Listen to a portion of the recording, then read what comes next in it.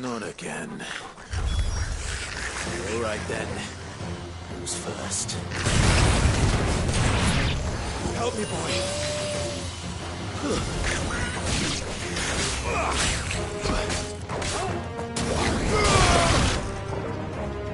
To me, boy.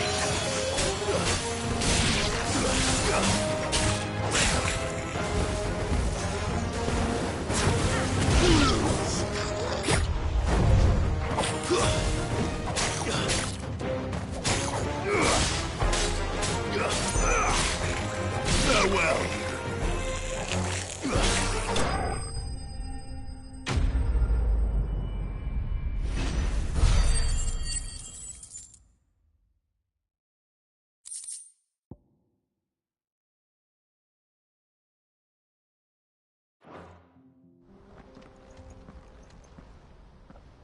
You're going to get yourself killed. Oh, that would not do. That would not do at all. Not when such majesty stretches out before us. Behold, the final sin in all its glory. As Moss tells us, a battle was fought here in ancient times. A battle of such ferocity that it tore a great crater in the very land upon which it was waged. In reaching for their holy sanctum, did man enrage the gods, and great was the vengeance that was rained down upon him. Alas, the full truth of the matter is lost to time, though I live in hope that I might see it discovered. But we must not dwell upon such things. There is more yet to see. Onward, history awaits.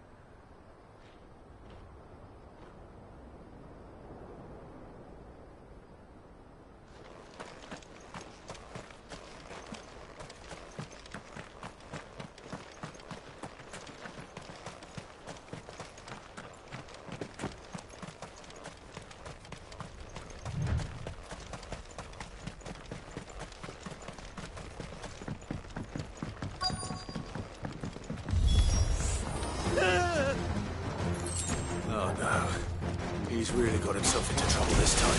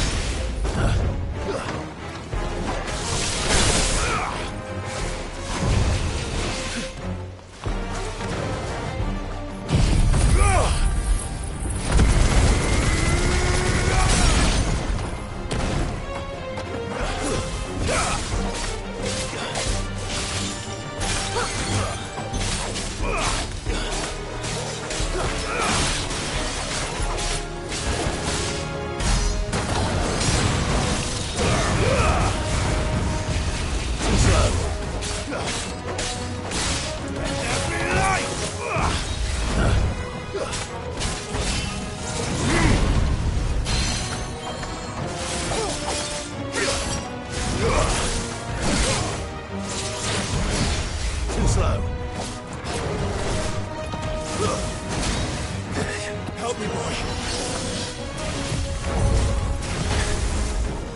To me, boy.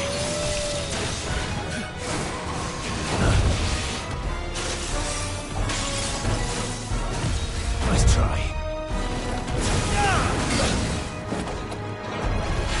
Help me, boy. Too slow.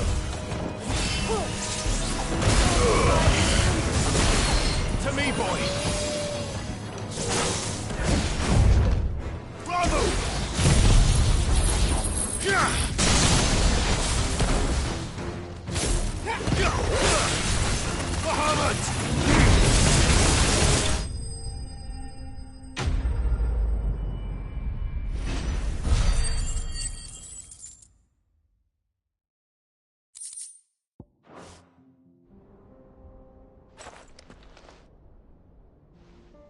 Still in one piece? It would seem so. Once more I am in your debt. And once more you impress me with your prowess. These were no ordinary foes, but ones we in the field call echoes. Though Moss the Chronicler concurs with the legends in attributing the fall of Zemeckis to a wrath wrought upon mankind by the gods, he offers little in the way of explanation. Could the ruins we see before us here, in all their elaborate beauty, perhaps suggest an answer? Could the construction of such miraculous edifices have been considered an encroachment upon the province of the divine? Alas, all is mere speculation. But one day, perhaps, I will learn the truth. Not if you keep running headfirst into trouble. You are right, of course. And not only have you plucked me repeatedly from the jaws of death, you have proven yourself a willing audience to my ramblings. Glad to help, but didn't you say you came here to investigate something? I fear I may have rather overstated the case on that front. In truth, a captive ear was all I really desired. You see, even my fellow scholars have grown somewhat weary of my musings of late. And so I came upon the idea of purchasing a companion. A captive audience, if you will. That's what this was all about. I am afraid so. And now, my good man, it is high time we returned whence we came. Fine. Just don't go running off this time.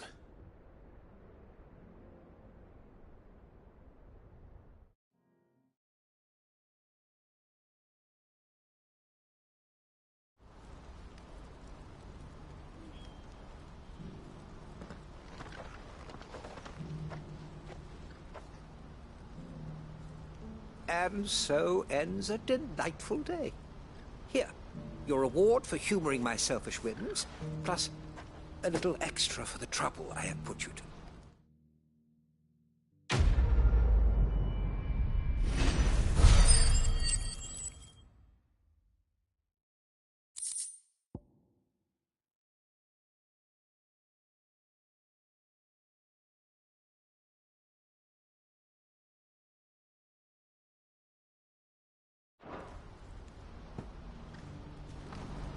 Truly, knowledge is a gift all the greater when shared. Thank you once again.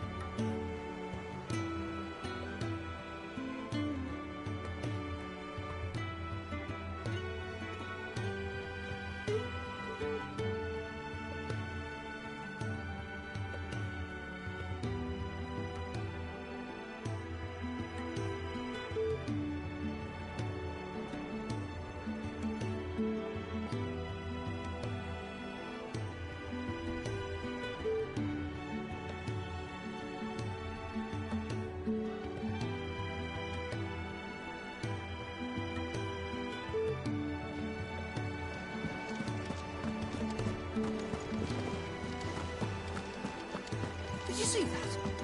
Tell me you saw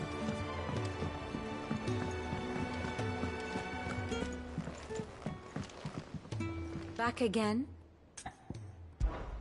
What is it that you wish to learn? Here's the latest information I have.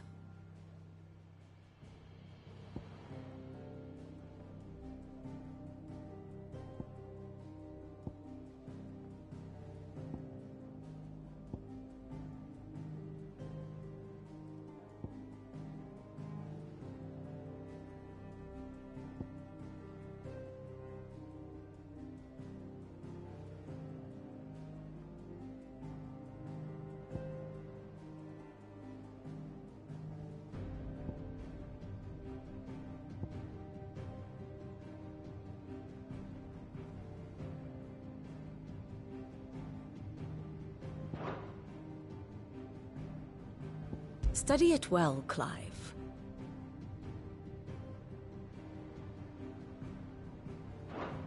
Very good. Clive.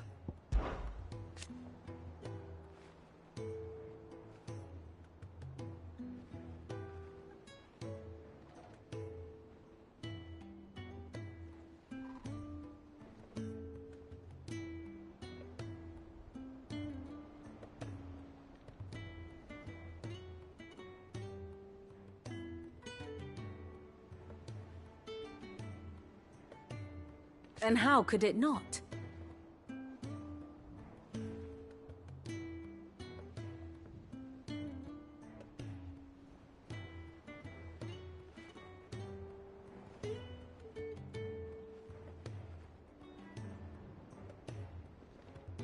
But are we any better?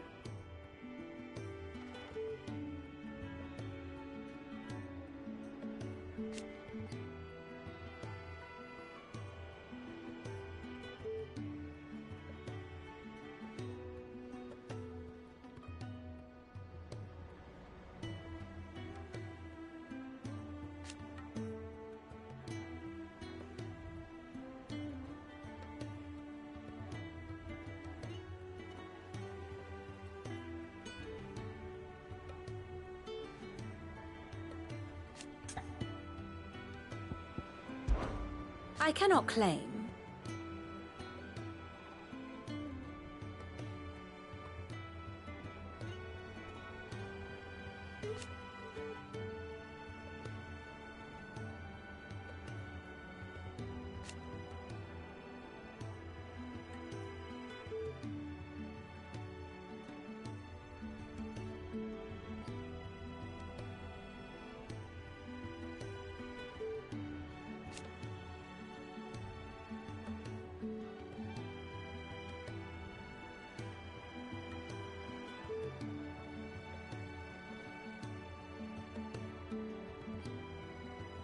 Such are the wages.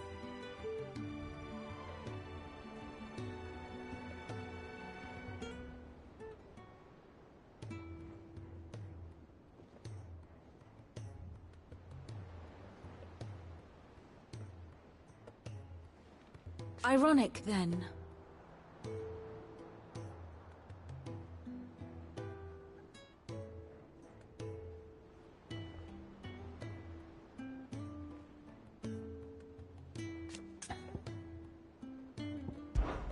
Should I learn aught else, you will be the first to know.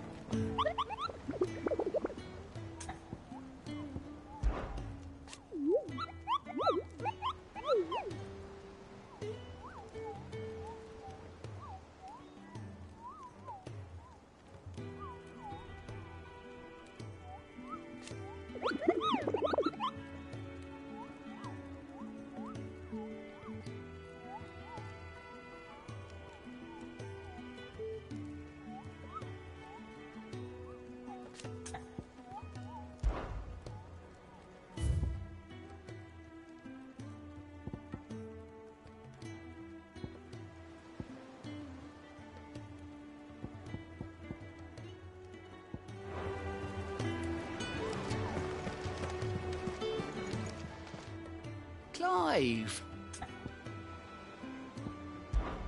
I don't mean to be gloomy.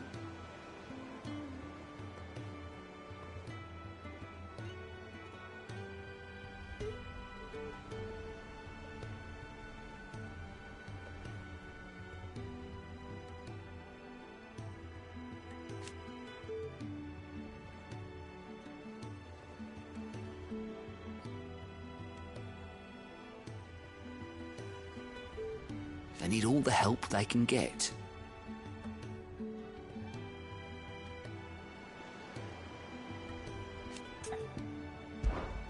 Quick look.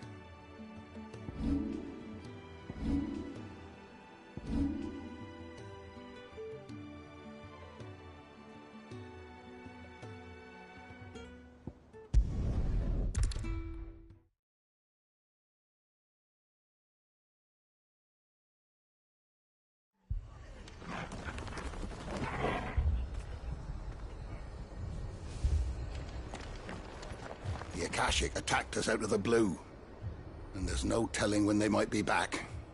You'd best keep that sword handy, Sid.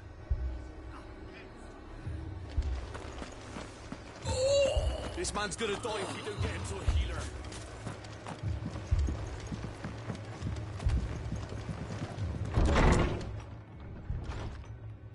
Martha, it's good to see you. And you, Clive. Jill?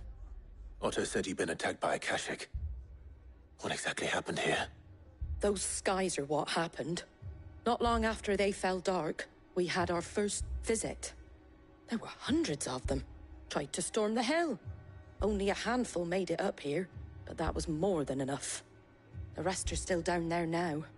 And while we have a few willing fighters holding them back, they're sorely outnumbered. What do you think, Clive? That we join the fight? I thought you'd never offer. Now, where I need you is the Fallen Gate. That's where the fighting is fiercest. Let the men know you've come to help. Something tells me they'll be pleased to see you. We're on our way.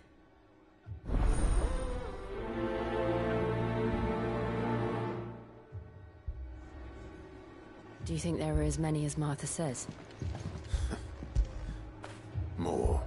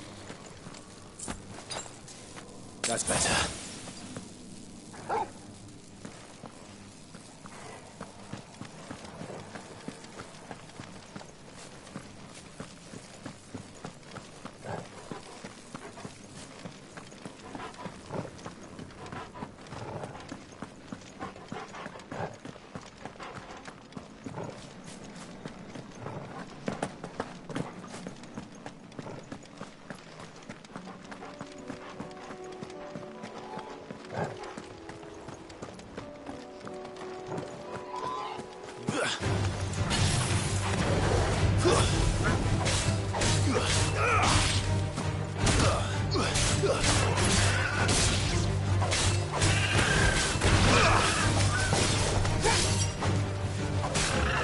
me, boy!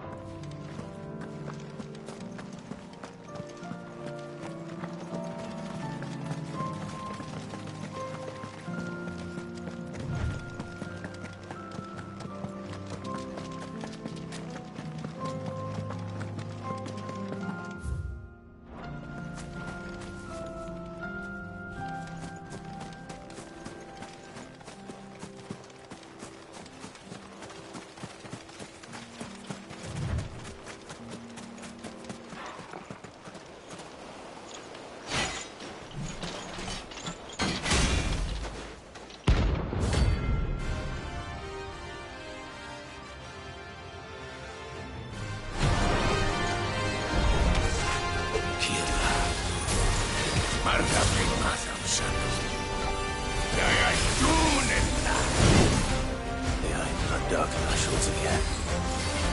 But not for long.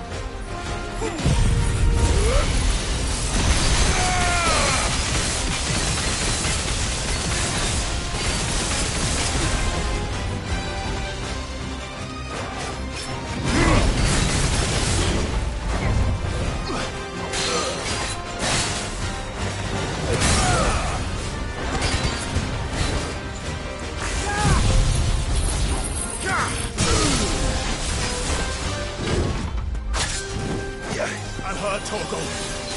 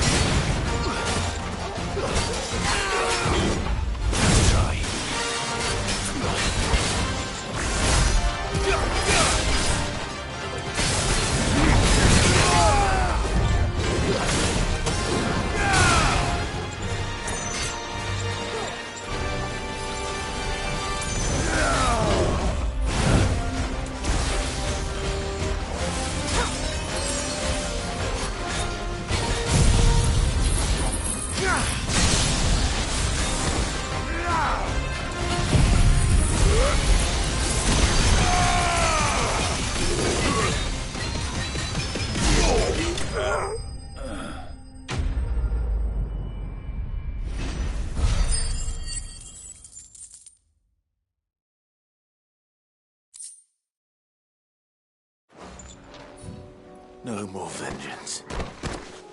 No more war.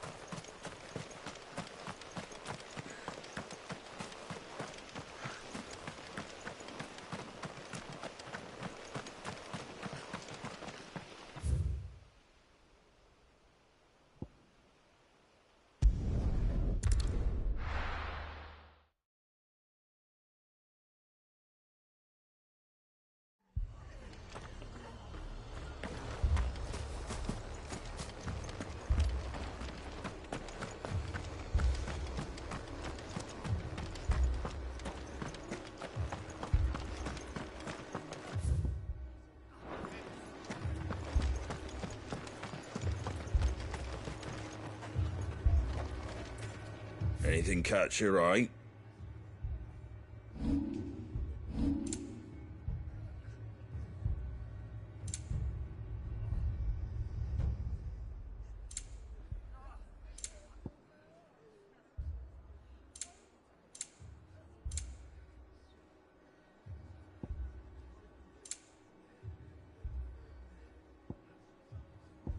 Take care out there, eh?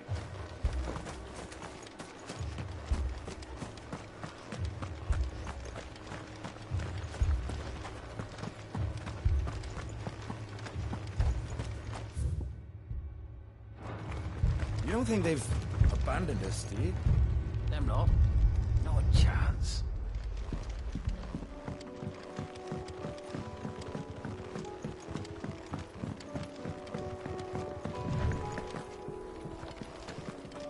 The barricades we've set up around the town won't hold the Akashic back for long.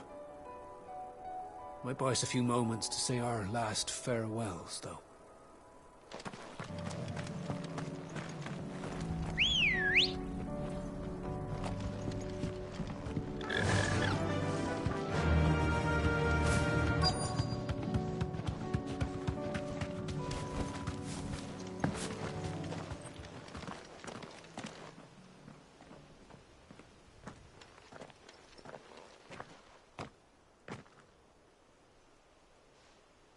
Clive, wounded. We deal with the Akashic first.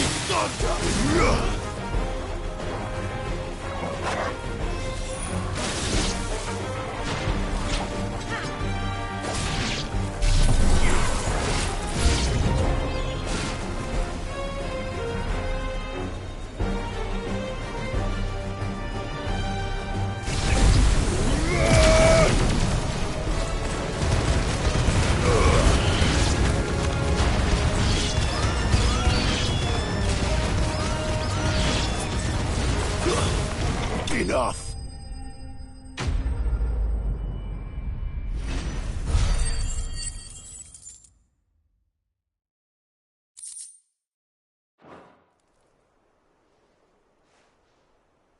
These men don't have the look of hired swords.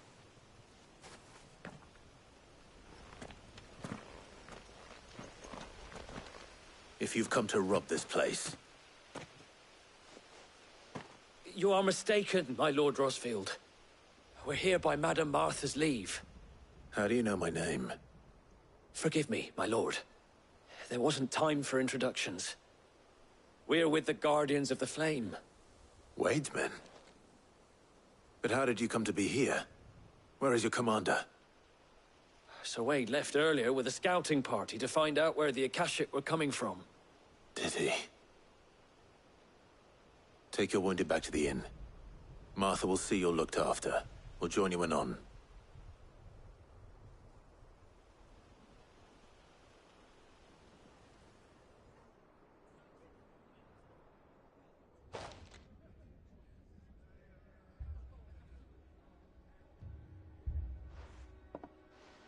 And to think you took them for thieves.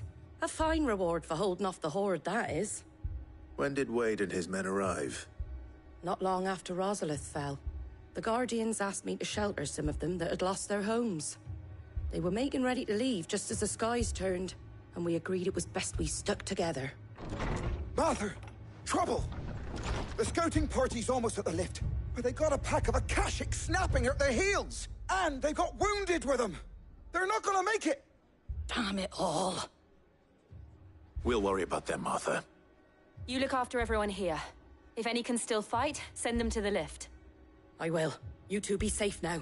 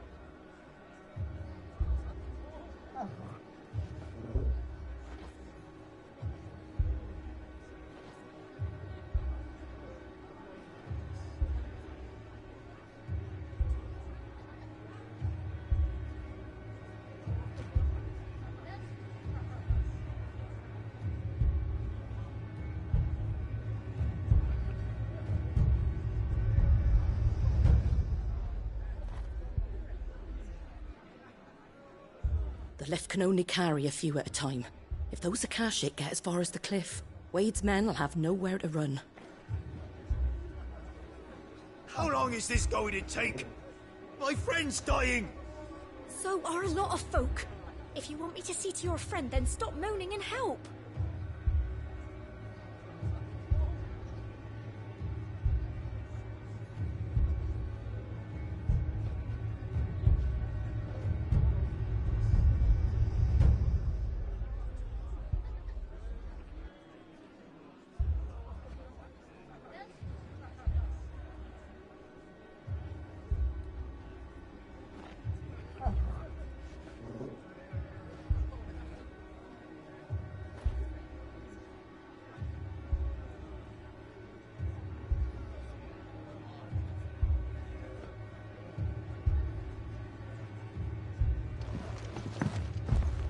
Looked like the Guardians were going as quick as they could, but without any injured. They might make it to the cliff. Or they might not.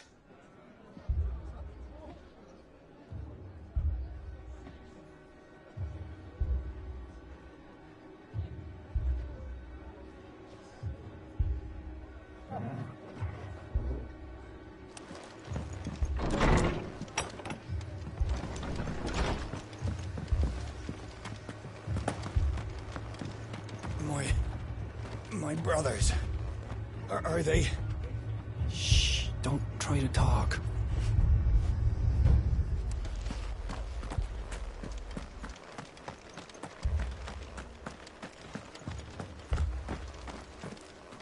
Thanks to the Akashic, all of the men are either on watch, readying for the next attack, or confined to their sickbeds. All while my bed remains as cold and as empty as those demons' hearts.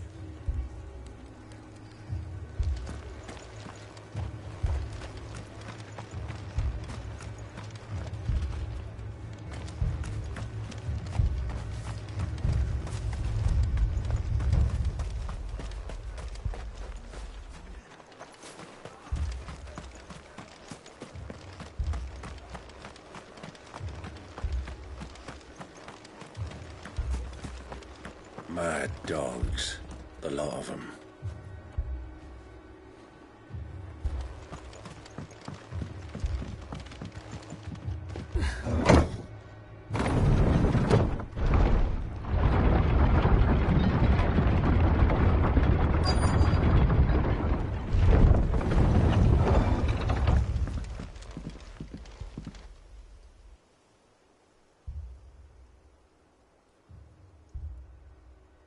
Squire, I need you to get those who can still walk up the lift to Martha's. But what about... I didn't ask, Oscar. Sir. Sir Wade. Lord Rossfield. If you aren't a sight for sore eyes. Martha seemed to think you might need some help. And by the looks of it... We thought we could sneak by them. But we didn't know there would be so many. How could we have? Behind you!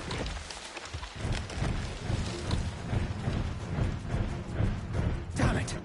We need to get the injured to safety. Do you think we can hold them off? We can certainly try. Are you with us, Sir Wade? Always. Then let's do our duty.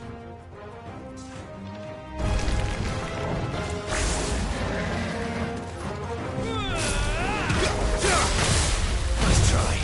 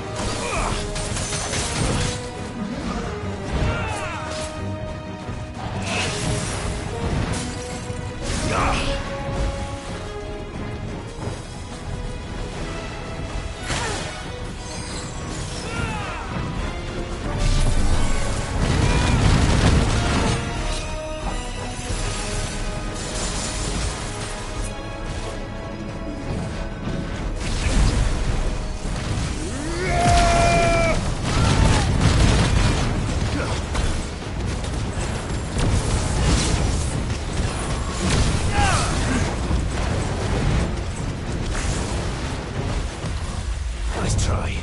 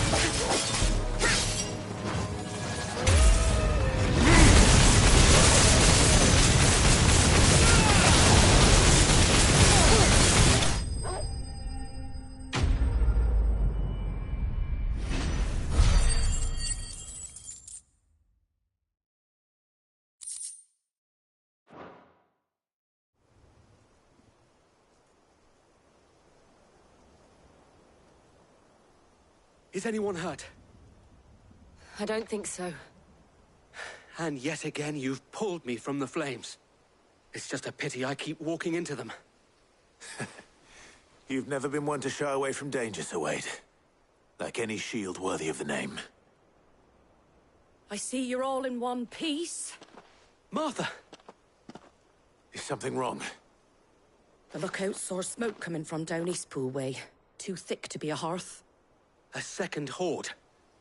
Feel like finishing the job? Always. Jill and I will make for Eastpool. You'll need to move the injured without us. Don't you worry about them. The moment my men are safe, I'll follow. Good luck.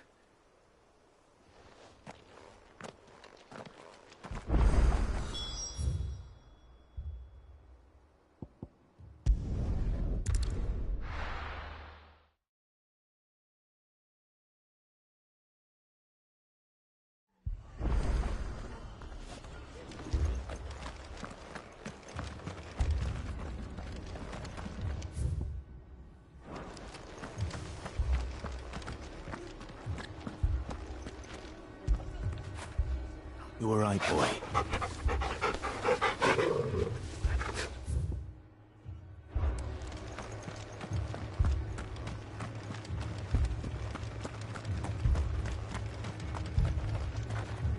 Fiends try to climb the walls here, too. Get me back out there. Founder knows where they're gonna show their ugly faces next.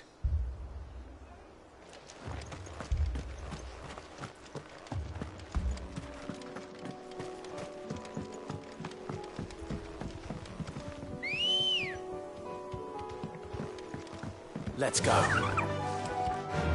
Faster!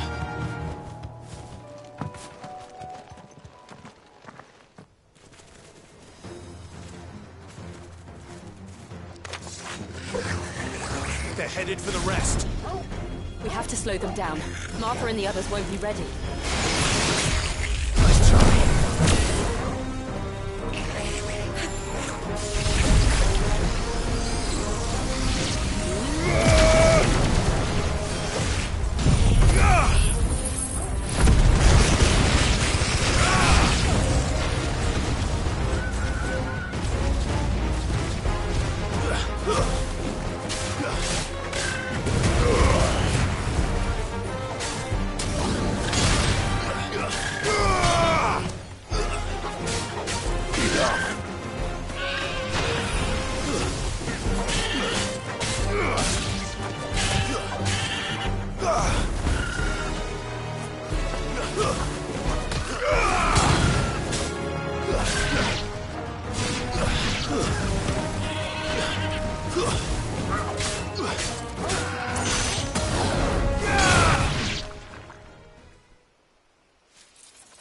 Something's coming.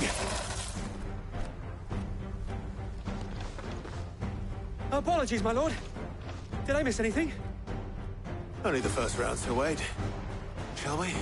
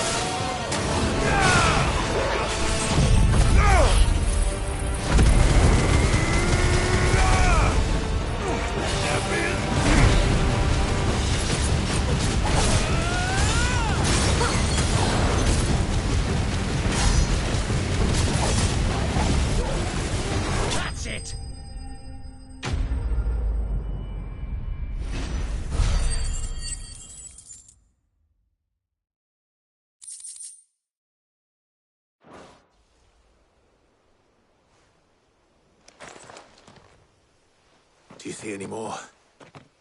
No. I think that was the last of them.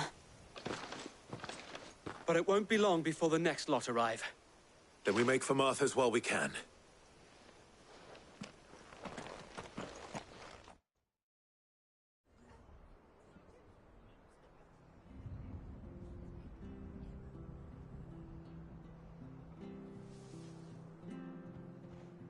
What did you find out there? The same as Sir Wade. Scores of Akashic. Well, wherever they came from, they're gone now. Our lookouts say the lowlands are clear. Hopefully we'll have enough time to lick our wounds. How many of your men were injured? A damn sight less than if you hadn't turned up. Thank you. It was a hard-fought victory. But as long as the skies remain dark, I fear the Akashic's numbers are only going to rise. It's not a matter of if the Horde will be back, but when.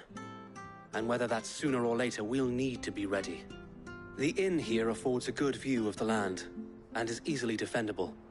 I'd like to make this one of our outposts. What do you say, Martha? You'd have more men to guard the rest. Well, when you put it like that, of course they can stay.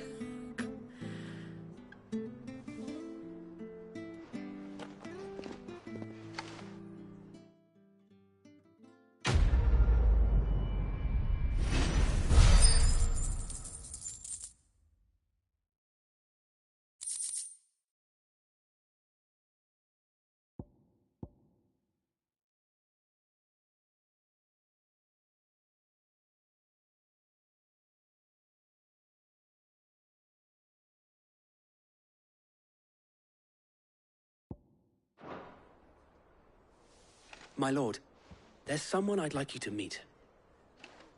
Oscar, over here.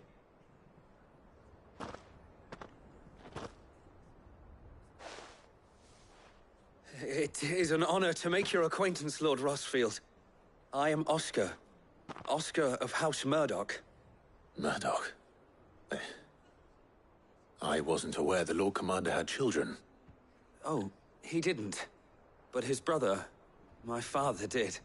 I am Sir Rodney's nephew. Well, go on, then. It's not for me to ask him. Yes, so wait.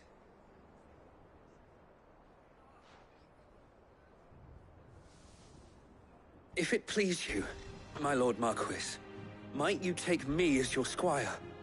I would learn the duties of a shield from the finest.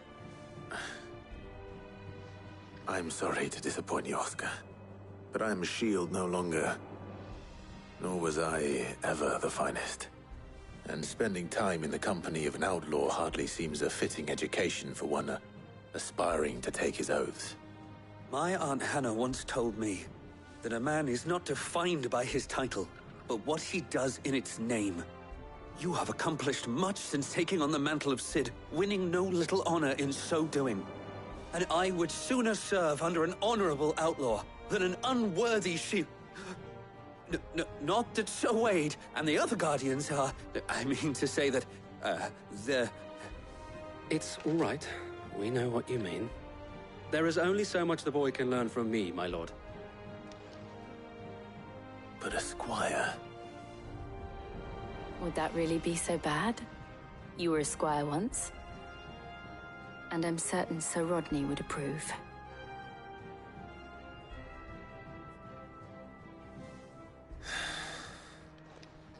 Know that I'll show you as much leniency as your uncle showed me.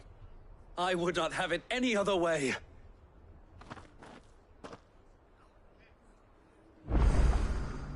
I will not let you down, Lord Rosfield. You, or my uncle. We shall be staying here for the time being, and not just for the ale. I'll have one of my men escort Oscar to Benimir once he's said his farewells.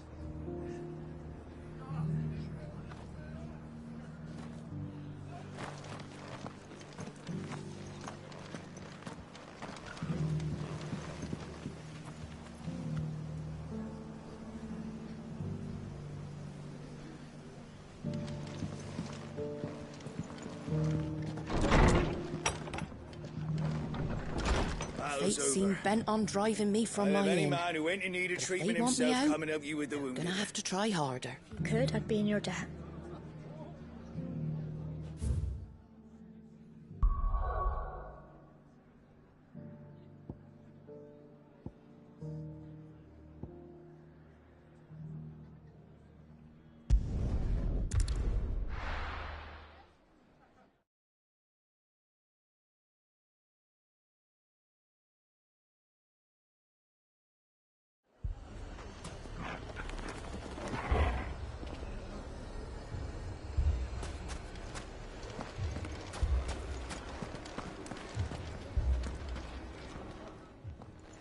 Cid! Your new companion appears much more formidable than your uncle. Should I be worried? You haven't been introduced. Jill, Clive has told me much about you. All lies, I'm sure. Your Stolas said that Dalimil has a bandit problem. Indeed. Although, you're a little late. They left with our food and guild days ago. Any idea where they went? The desert's a big place. Your guess is as good as mine. But the fact is, I have more immediate concerns. What did you say to me? What did you say? Ah, as if by magic. Let's just say we've yet to reach a consensus about how to solve Dalimil's little problem. And at this rate, it won't be the actions of the bandits which prove to be our undoing. It will be our own. Now, I've tried reasoning with the dissenting parties, but even the Desert Hare has limits. Perhaps we could talk to them. What makes you think they'll listen to us? What makes you think they won't? She makes a fair point, Cid. And you won't have wasted much of your precious time if you fail. They're just across the courtyard.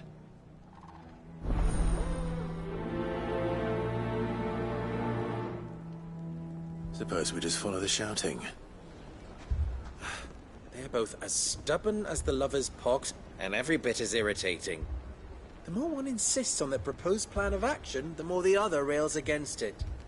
Oh, they've successfully split the town asunder just when we should be standing as one.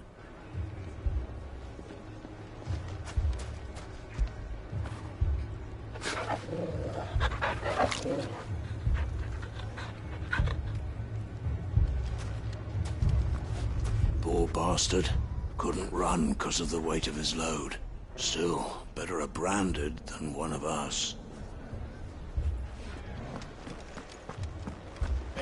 Fucking thieving bastards.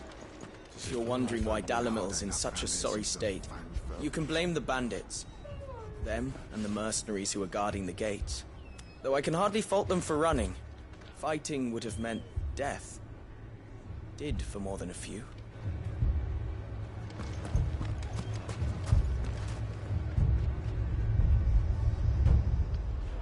My shop? Why would anyone do such a thing?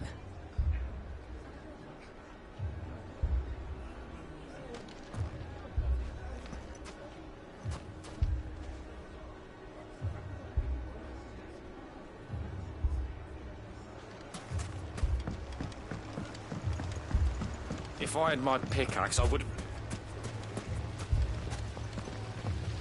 All my finest pieces. All that hard work. Gone.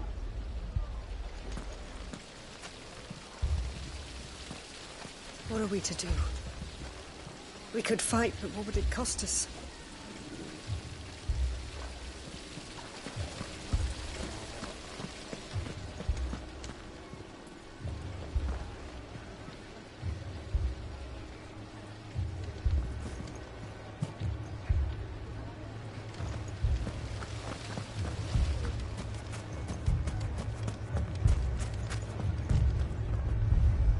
They're not done with us yet. They'll be back for more. What then? Should we leave? But where would we go? Fuck! How the hell did they find it? No one knew where I was keeping that kill.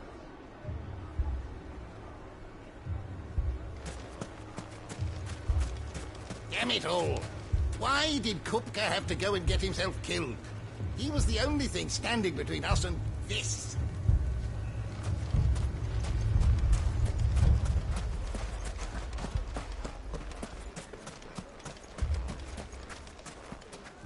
Are you looking for something in particular?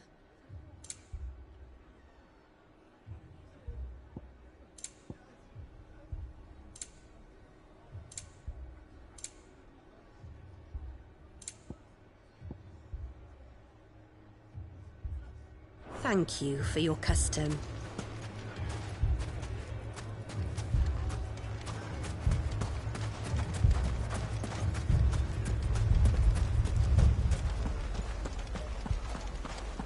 So much for the men of the Rock. The cowards took to the hills as soon as they saw the mob coming.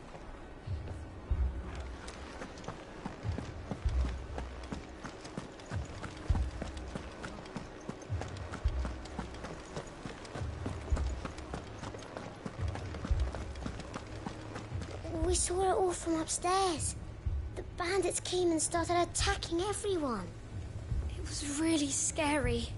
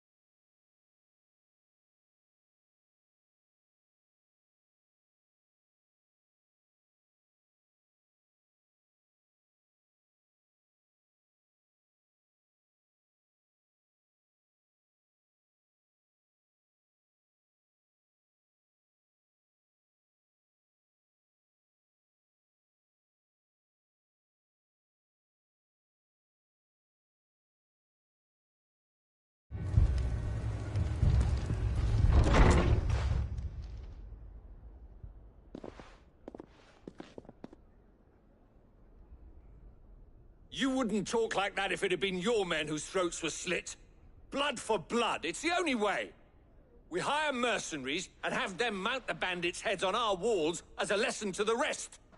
And what happens when those mercenaries are slaughtered like your men? Are you going to hire more? We're better off using that coin to buy food and supplies. If we hire mercenaries, the only thing we're buying is the bandits' ire. And you cannot fill empty bellies with that. Do you hear me? But what happens when they come back? Maybe it'll be your throat that's slit. That's enough. Both of you. Any more of this and I'll throw you out myself. Come back when you're ready to talk like adults.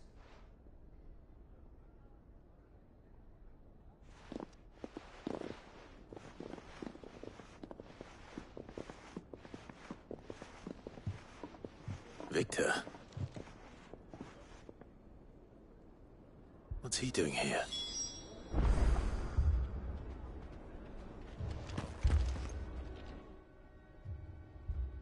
Sid. And Lady Jill. What brings you here? I was about to ask you the same thing. Costness is in chaos, and the markets have all but ceased to operate.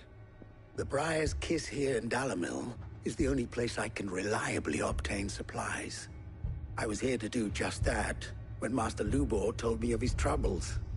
He thought I might be able to talk some sense into these fools. But if you're here, I suppose his patience must be waning. Who are those people? Those were the thorns in Lubor's side.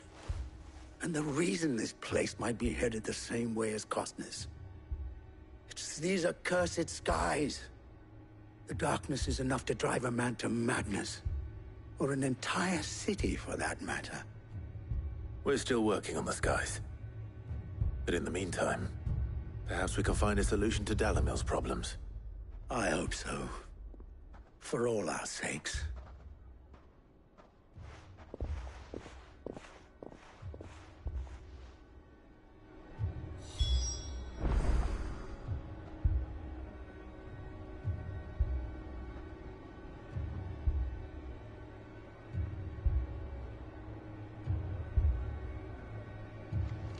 Haven't we had enough fighting?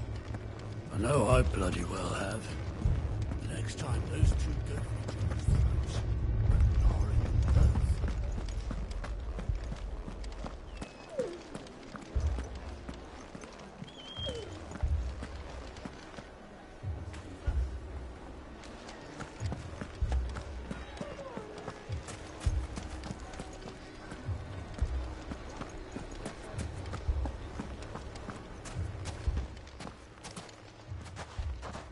So, you see my predicament? What I saw was a room full of people who were angry and afraid. And with good reason by the sound of it. But if left to smolder, that anger and fear could set the entire town alight. My thoughts exactly. What to do? Both sides wish to protect their homes and livelihoods, if only they could agree on how. But as long as they are divided, we are vulnerable. And if there's one thing bandits like, it's an easy target. What would Sid the Outlaw suggest? Well, if it were my namesake, he'd let them choose for themselves, and be on hand to pick up the pieces when it all went wrong. That sounds like a recipe for disaster. A recipe for disaster is precisely what it is. But perhaps that realization would be enough to make them question the ingredients. While it's plain neither Conrad nor Natalie will countenance the other's proposal, it may still be possible to make them doubt their own. Before presenting them with a third option. And that would be? To pool our resources and save the city ourselves. Why fight each other? When all that fear and anger can be directed at the bandits. It appears we have a plan of action. Victor, pay Conrad a visit. See if you can't convince him of his folly. I'll speak with Natalie. As you wish. Your faces are not well known in this town.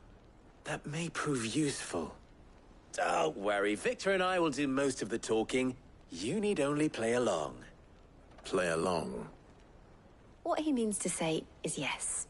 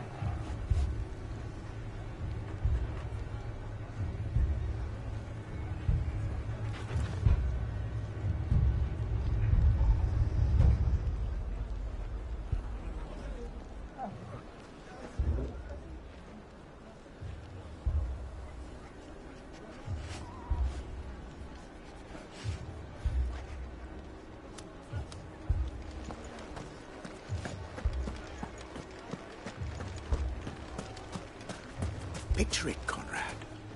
Your own city guard. More supplies. We might as well scatter seeds near a rat's nest.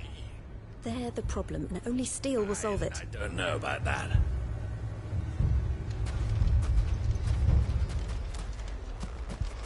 Next thing you know, Natalie'd be offering the bandits bed and board.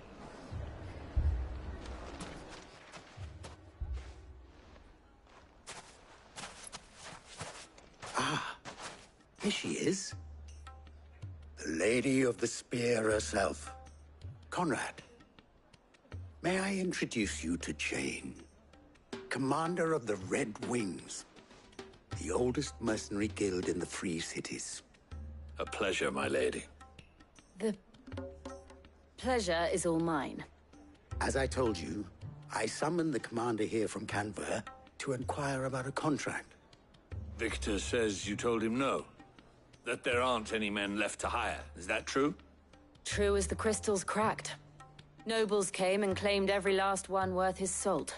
And not just from us Red Wings. You know of the 7 high houses. There must be 2 swords assigned each one. Granted, we have a few boys left. If it's boys you're looking for. Well, Conrad, are you saying that Dalamil's finest cannot defend this town better than a gaggle of unblooded striplings?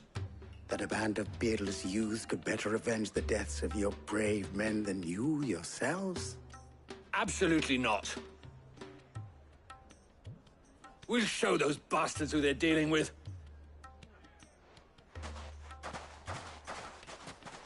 I can't believe that actually worked. Conrad's not what you called the brightest candle in the crypt. And there's a reason why I had you do the talking and not Sid. Well played, my lady.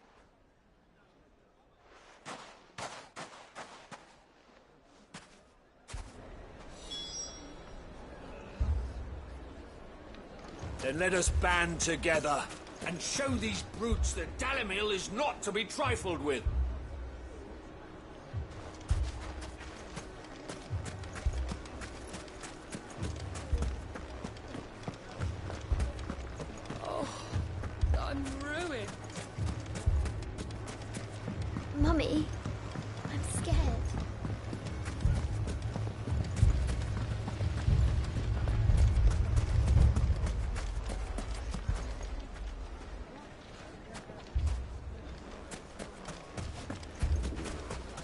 I mean, it may still be possible to buy something, and we may yet be allowed to keep it. Yes, but...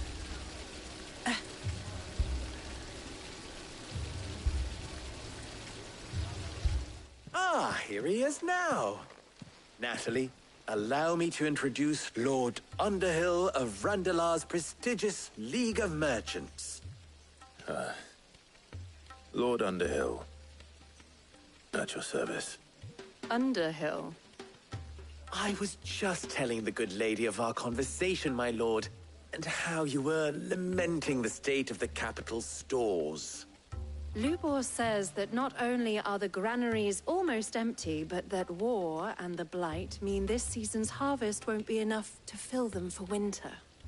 Indeed, certainly that is the case. The nobles in the capital are buying up the city's stocks of barley and wine, driving the prices higher than most commoners can afford. It is only a matter of time before the peasants revolt. It is worse than I thought. If what Lord Underhill says is true, I fear we have little hope of supplementing our stores, meager though they regrettably are. And while I applaud your endeavors to dissuade our more bellicose citizens from seeking vengeance, I sense Conrad is not wrong in his assessment of the bandits' likely return. Which means that now, more than ever, we will need to secure what little we still have. Food, weapons, herbs, everything. If our humble town is to endure not only this hardship, but those that are certain to follow, we must stand united. All right. If it will help to protect my home, I'll do it. But you needn't have gone through this charade.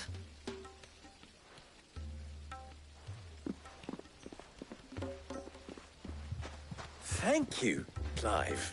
Your performance was nothing if not workmanlike. She saw right through it. I didn't say it was good, merely that it produced the desired effect. Now, my scouts should be returning shortly. Meet me back at the Briar's Kiss, and we shall see what we face.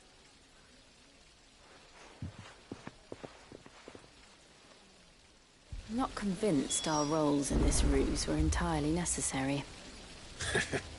I don't know. Conrad seemed quite taken with you.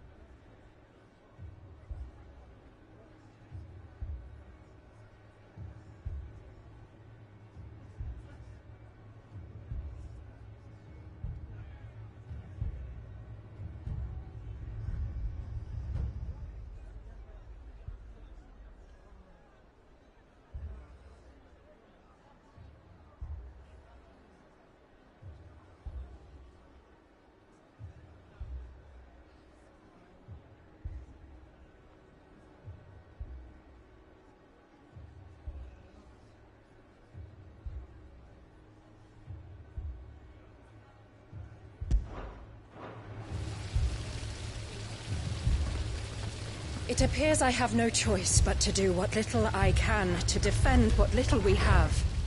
But I would not see any unnecessary blood spilt. We need a plan. There's truly no chance for us to restock our supplies. That's it then. We shall have to do this the hard way.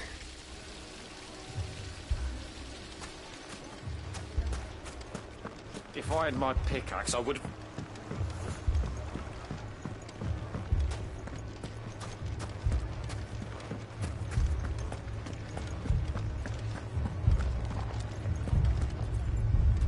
Good news, Sid.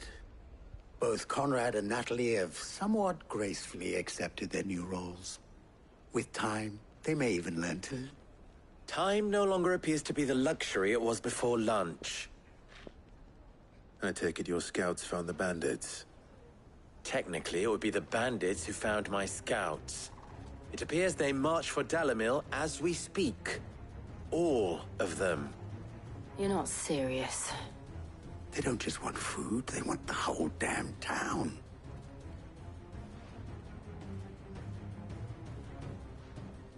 I have a favor to ask. I'm told the bandits march in 2 groups, one from the south and one from the desert, in a move doubtless intended to stretch our already gossamer-thin defenses. Very well. Jill and I will meet those from the desert. But what of the rest? The rest, my friend, the city shall fight. Together. The stakes, I concede, are high. But if this does not unite Dalimil, nothing will. That is a lot of faith to put into those who had their hands around each other's throats but a moment ago. Then it will be for us to see that their hands are kept occupied. And I do mean us. I thought you might say that. We'll hold them off for as long as we can. And we will do the same.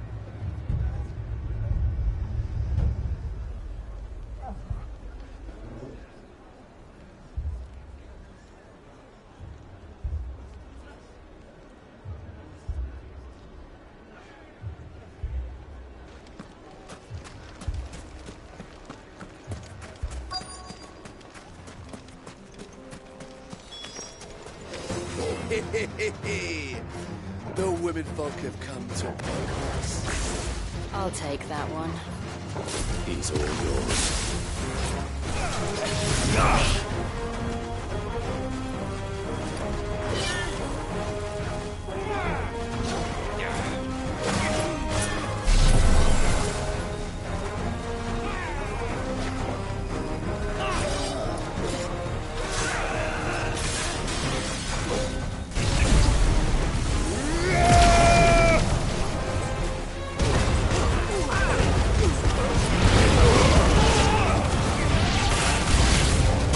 They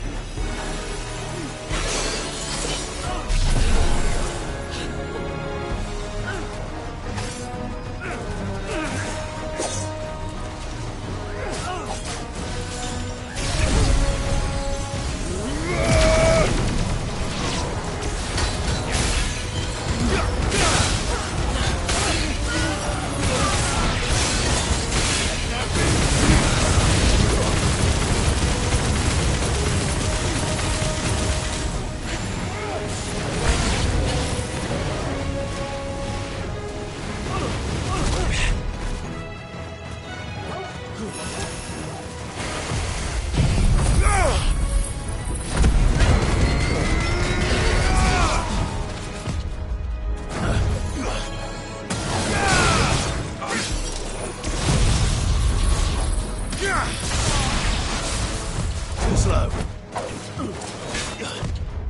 Nice try.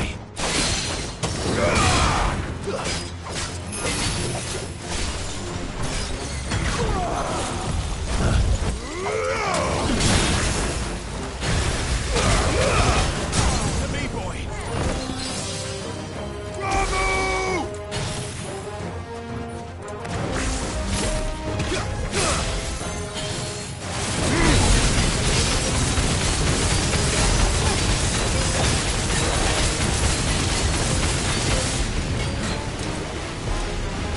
Too slow.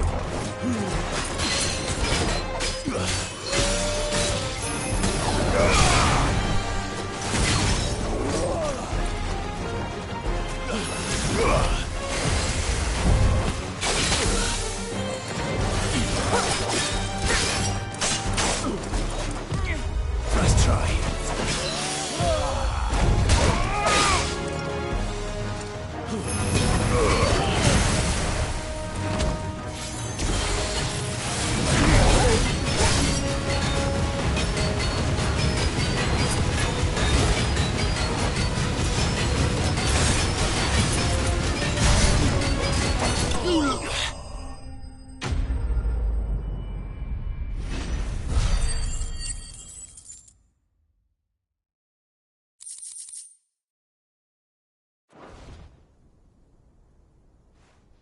The townspeople. Could they have held out? I don't hear any fighting. What do you think? That we should hurry.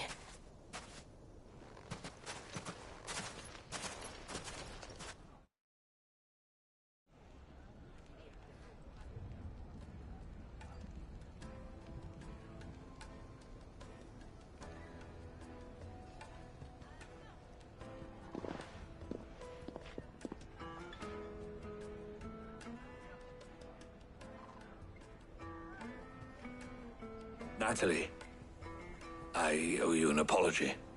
You did well out there. The inn would have been lost had you not held the line. Without you, there would have been no line to hold. You saved us, Conrad. You saved Dalimil. We all saved Dalimil.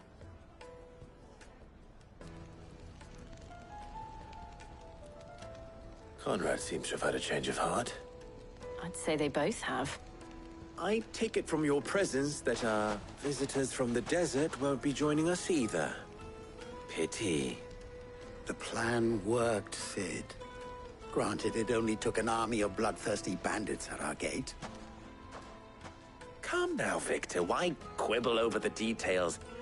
We are united, and that is all that matters. As for you, Sid, you fight considerably better than you act. I'll take that as a compliment.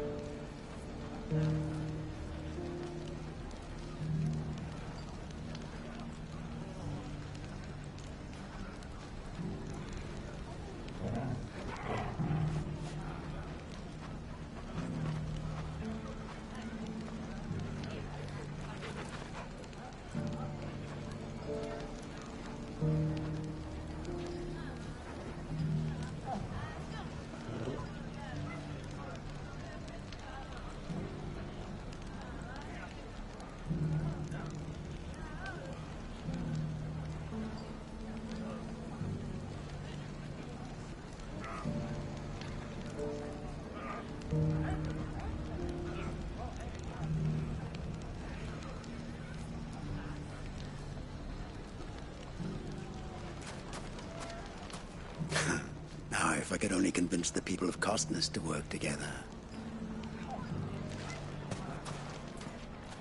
Dalimil will forever be in your debt. But don't go trying to take advantage of that.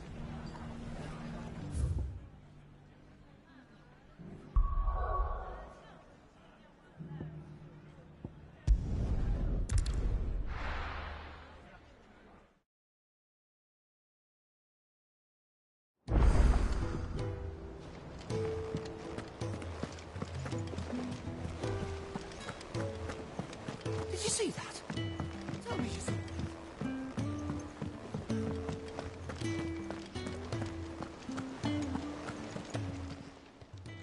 Welcome to the Patron's Whisper. Your benefactors are a generous lot.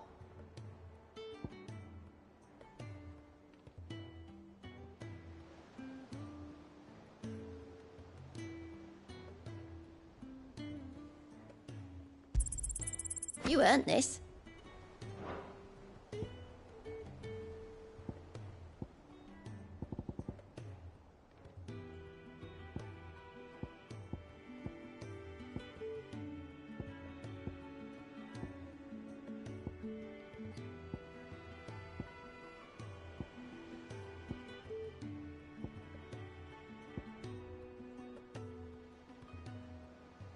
Come again.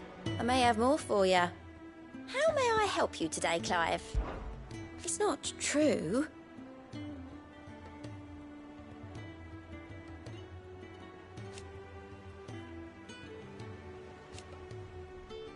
We've lost so much already.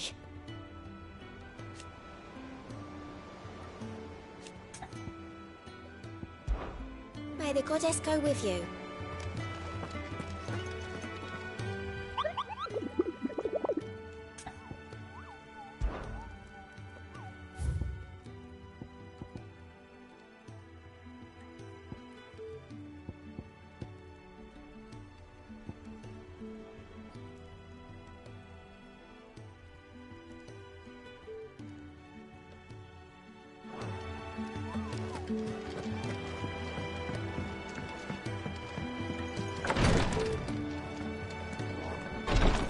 I can hardly lift my arms.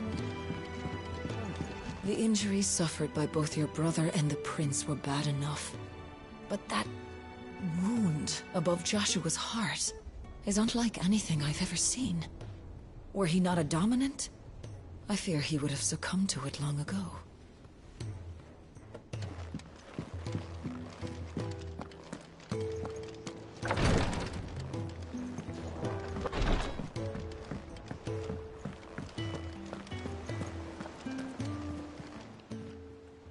How are you doing? Here you go.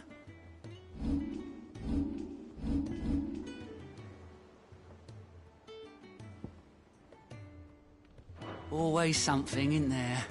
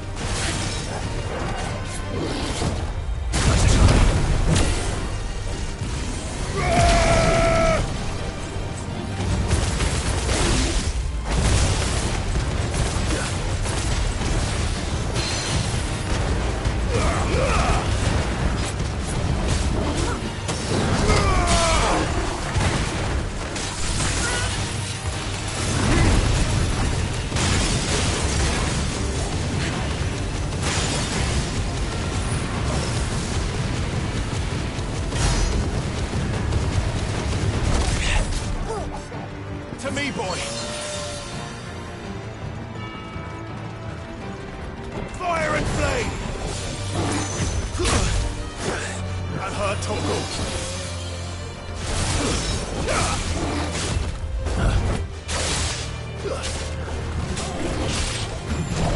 Nice try.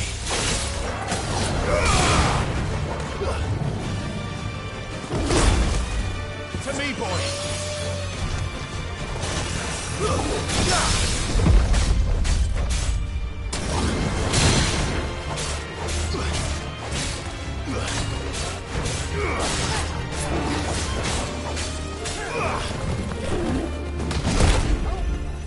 I'm hurt, Torgal.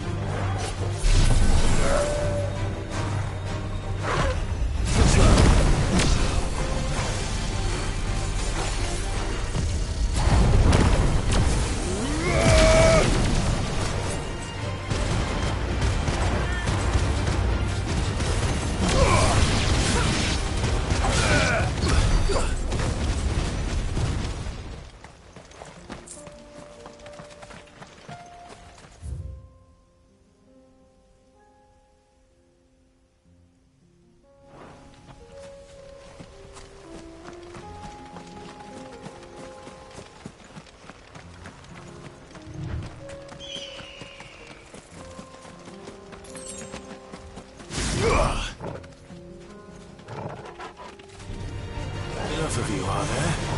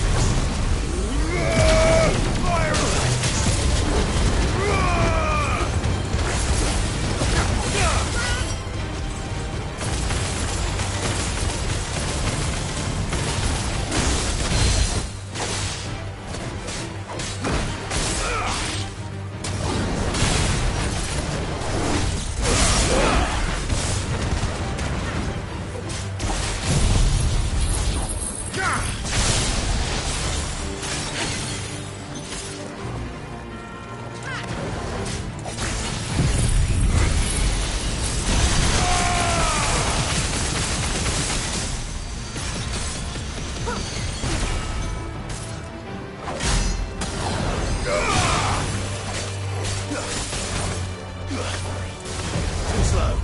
Too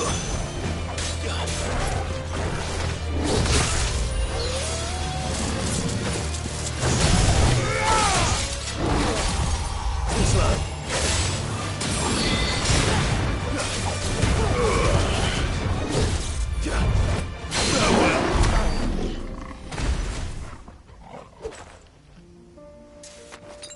Better already.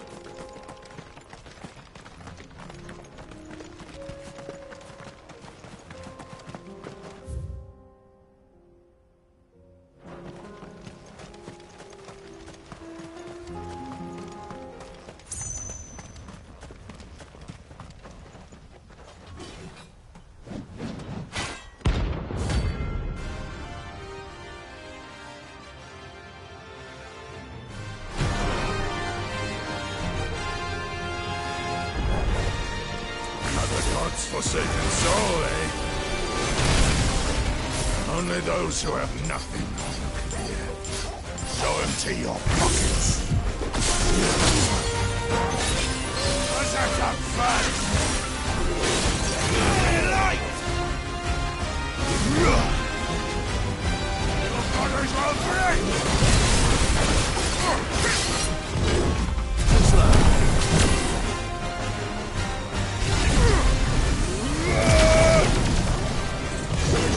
Nice try.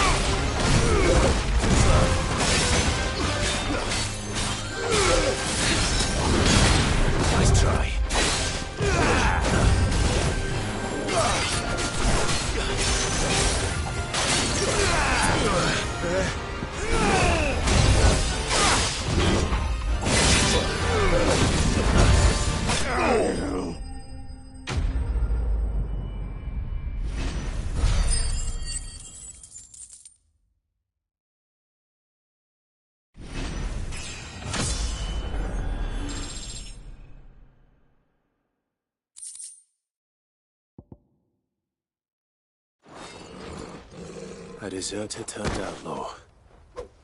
We were more similar than he knew.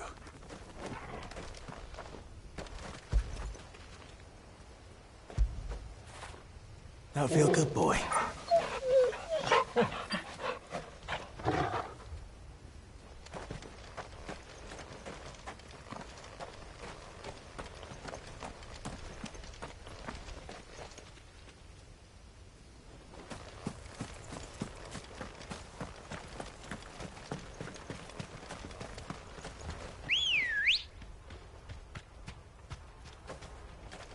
Let's go. Run like the wind.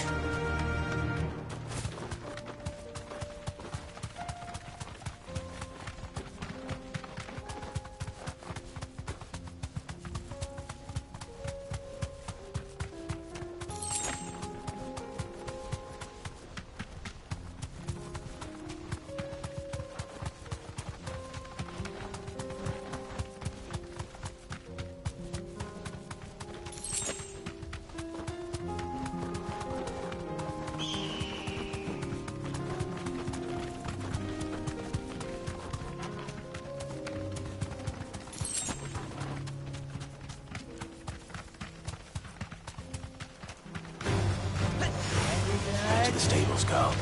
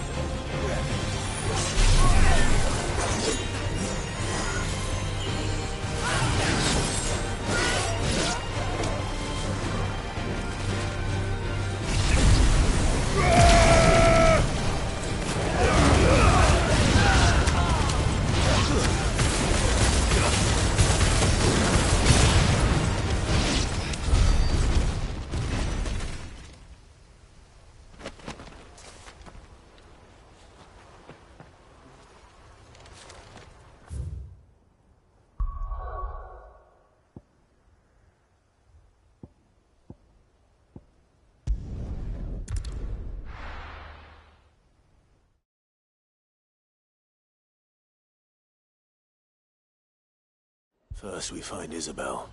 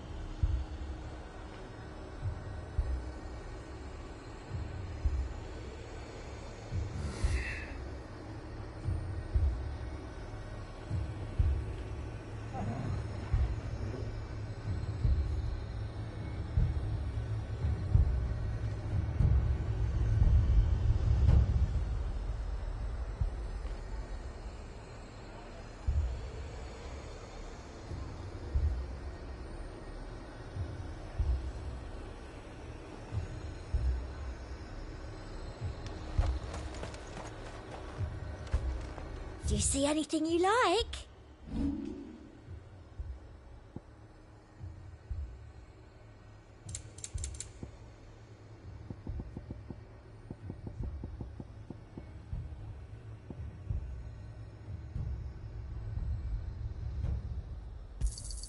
I doubt you'll get more than that in the capital.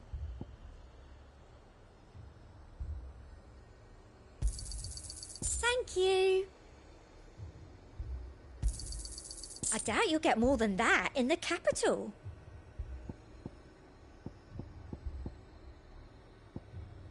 Come back again. I saw it with my own eyes. If there are ghosts in the Royal Meadows, then why isn't a garrison dealing with them?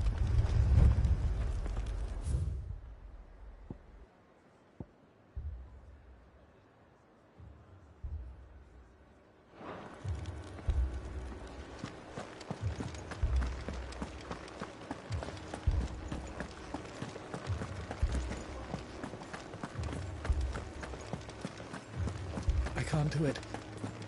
I can't fight those things. But you can. You must. For me. For us.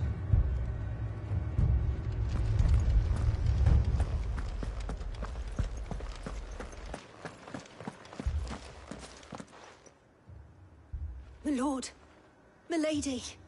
We received the dame's message. There have been sightings of strange creatures, I understand. With the blue eyes. Yes. Like a Kashik, but different. They've taken so many. I've lost count. Akashic, but different. Ultimus thralls. And what of your mistress? Is she here? Oh, no. She went to the garrison to ask what they were planning on doing about all this. Then we'll look for her there.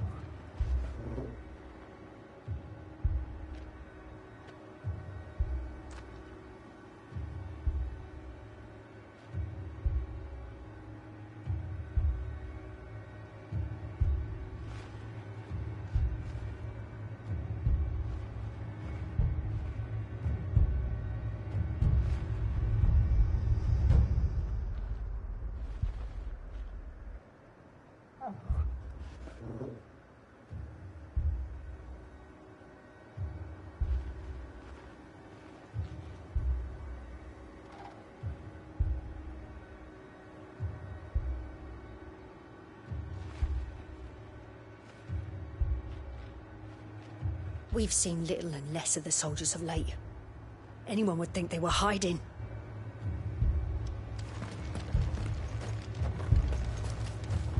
More arrived from the capital this morning.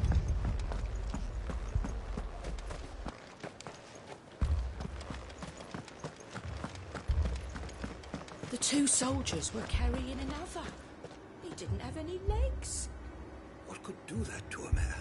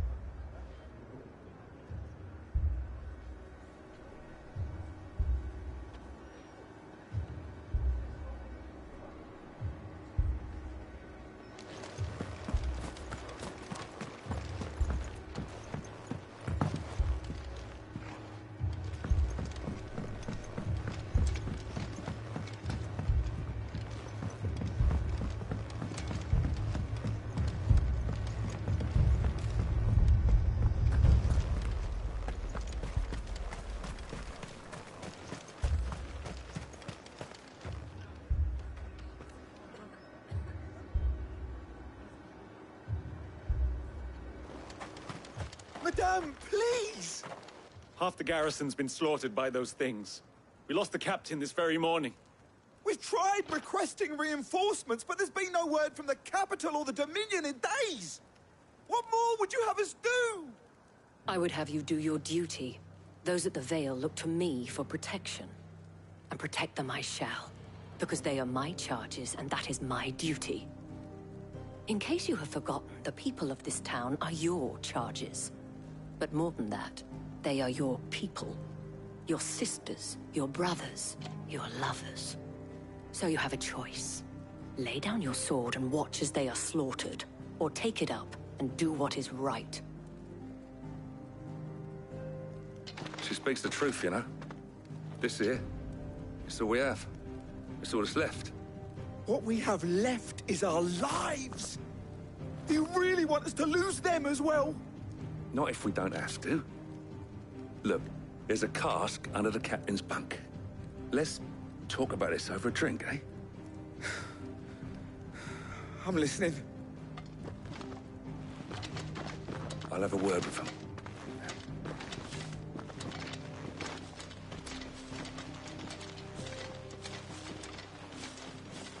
Ah, Clive. I didn't expect help to arrive so quickly. And sought to take matters into my own hands. It was a noble effort, but I thought you might still need some support. I'd like you to consider my needs.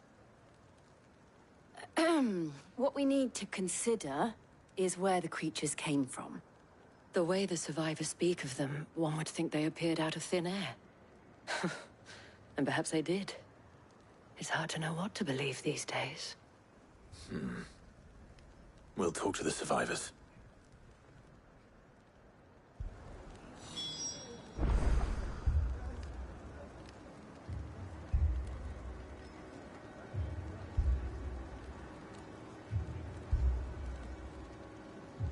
I can't entirely blame the men of the garrison for losing heart. And they have provided a place for the injured.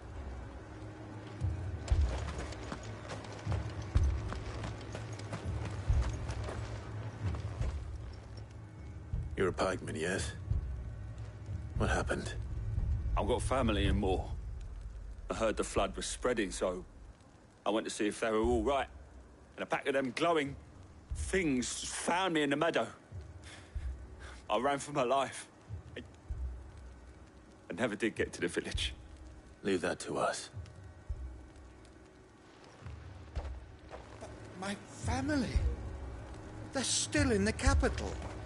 I'm sorry, darling. I truly am. It's all right. Give me your arm.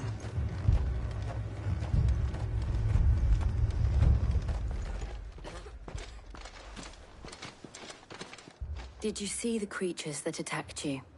Creatures? Yeah, They came out of nowhere.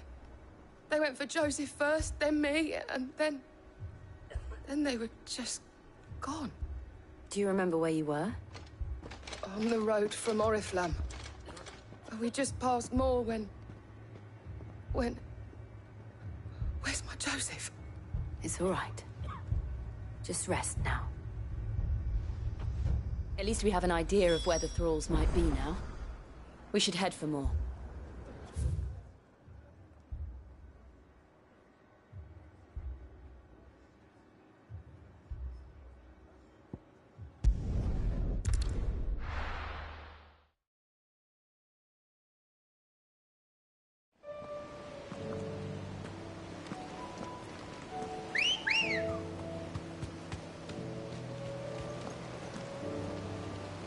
Come on. We're not alone.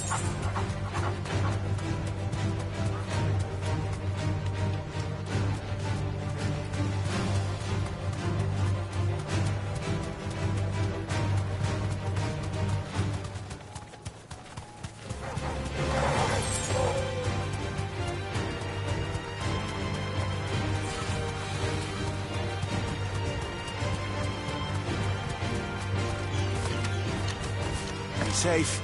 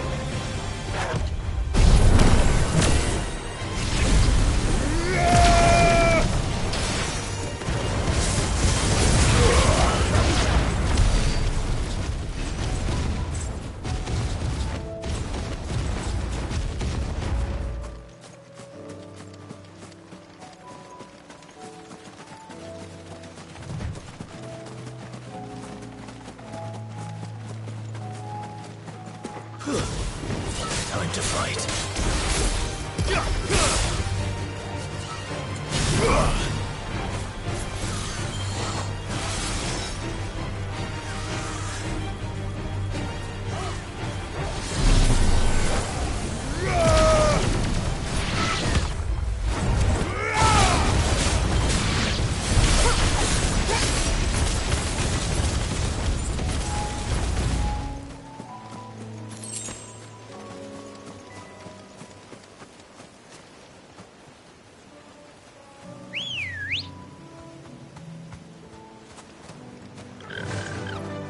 Faster!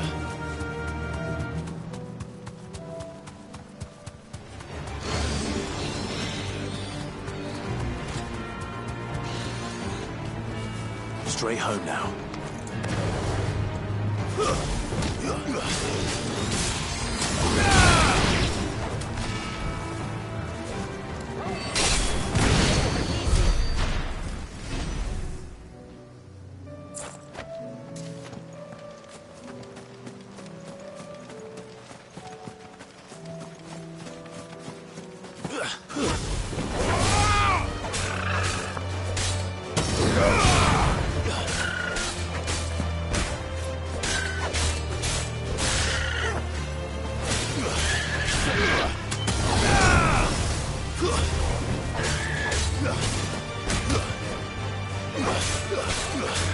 You're finished!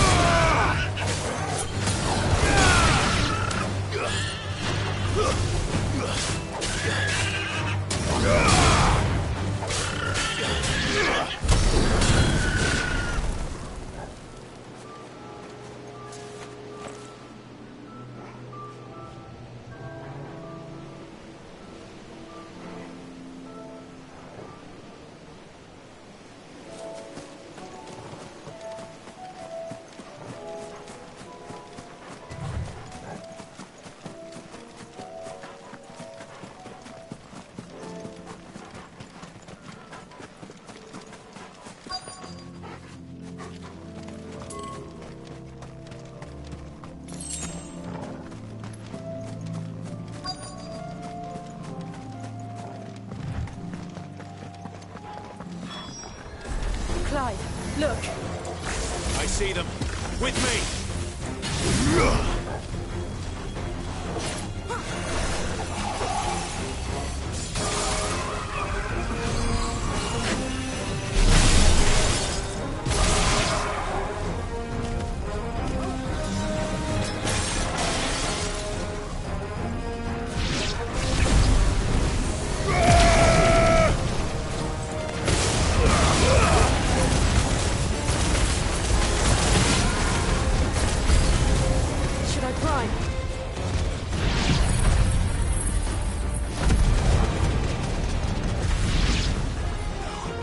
Save your strength.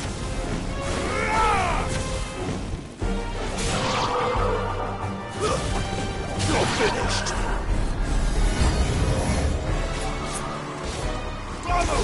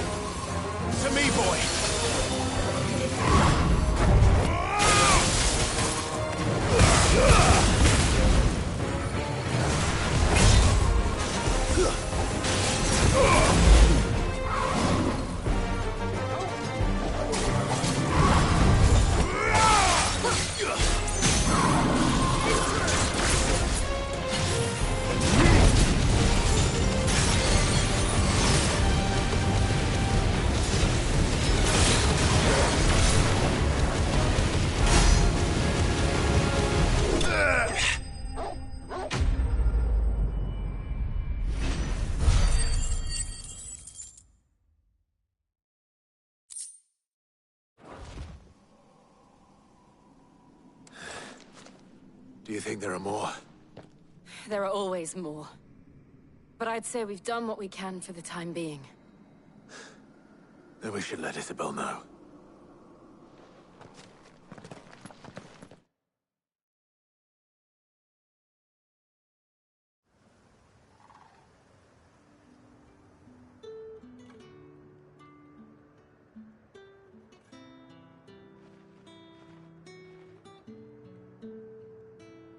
You have the town's thanks. Don't thank us yet. There will be more. Many more. And you'll need to be ready for them. Oh, we shall. Isn't that right, Captain? Yes, milady. The garrison will be ready. Philippe here has convinced most of the men to remain at their posts. For now, at least. Hearing that the Dane would look kindly on any man who committed himself to the task certainly didn't hurt. It's not the most selfless of motives, I'll admit. Whatever it takes, eh? Now me, I never needed convincing. I became a soldier to protect the people I love. And the people I love include the ones standing before me. Handsome and chivalrous. Now, if you don't mind, I have sentries to post. Milady.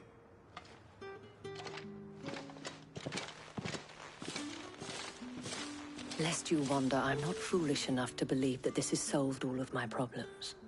But it has solved one, and that's one fewer than I had this morning. Thank you again, Clive.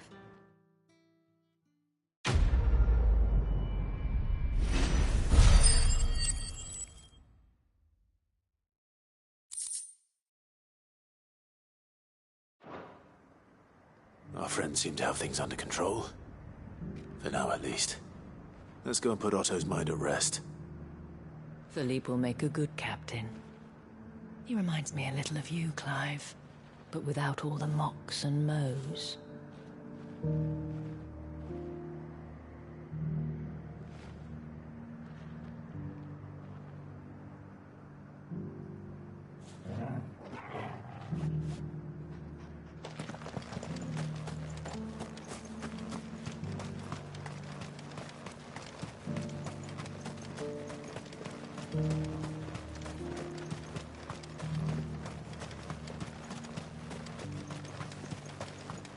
To the meadows, then.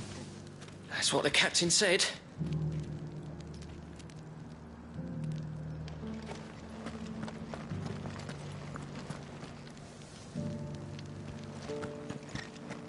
We had a herald from the Dominion. Said Twinside's fallen and the Emperor's dead.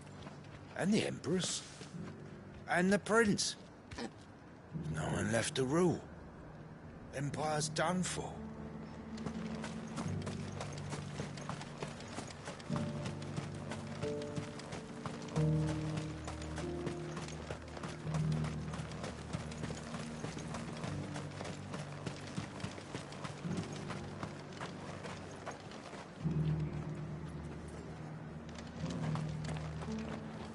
You heard the herald. The Emperor's dead and the Empire along with him. If we're going to survive, we'll have to do it on our own.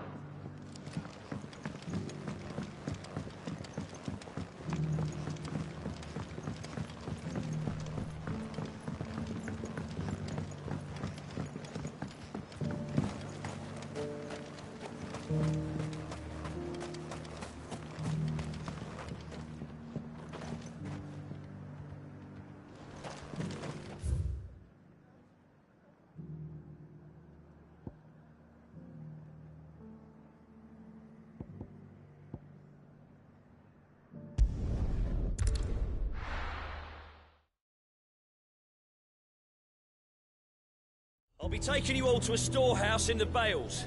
Leave anything you don't need behind.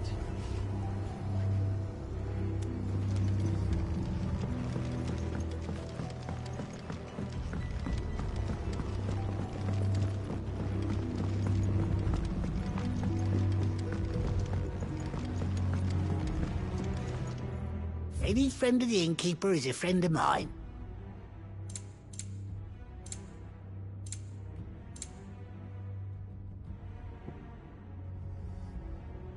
You're always welcome here in Lostwing.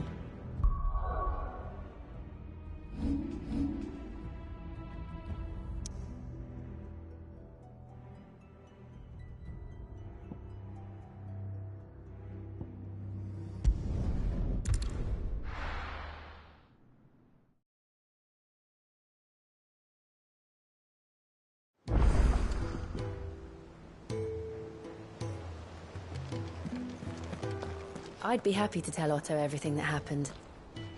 But I know he appreciates it when you spare him the time. A youth claiming kindred with your old commander arrived earlier this morning. Well-spoken he was. And handsome, too. More than a few of the girls and boys have taken an interest, if you get my meaning. Did you see that? Tell me you saw that.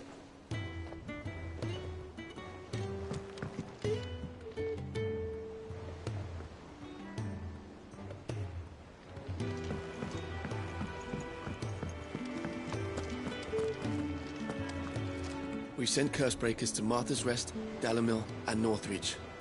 Hopefully they can help maintain the peace. Or at least a semblance of it.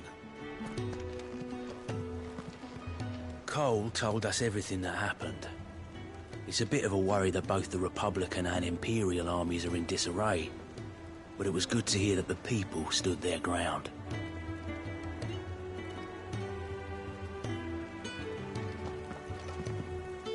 Are we even safe here?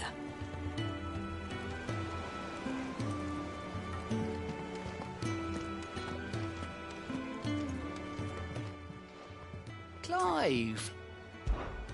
Here you go.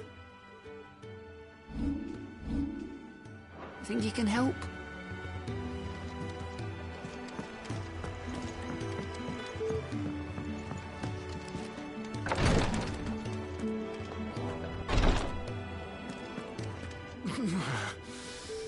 I'm getting too old for this.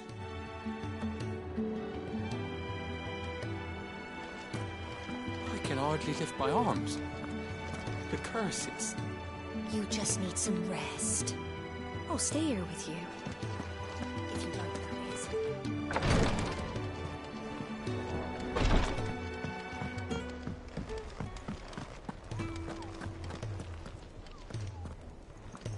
Was wondering when you turn up. Had owls from all our friends thanking you for your timely intervention. How is it you always manage to arrive at just the right moment? Luck, I suppose. Any word on the rest of the realm? Let's see. Storm's still crying out for mother crystals. The nations are still in chaos. And the skies are still the colour of a kick in the kidneys 2 days on. So... Right. Clive, we knew this was going to happen. Well, not the bleeding skies part, but you take my point. Now's not the time to second-guess yourself. Now's the time to visit the infirmary. Talia says your brother's awake. Thank you, Otto.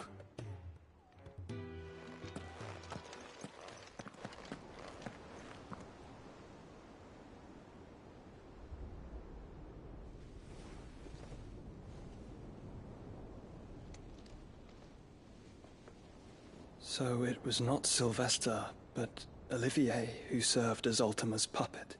And when Dion learned of this, he sought to slay the fiend.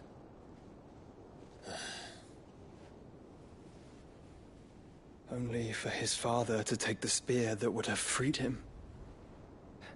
Enough to drive a man to madness. Small wonder he hasn't stirred. I would be afraid to wake. Had I but reached out to him sooner, warned him of the threat Ultima posed. But now, Both an empire and her prince lie broken. Joshua, what do you know of Ultima?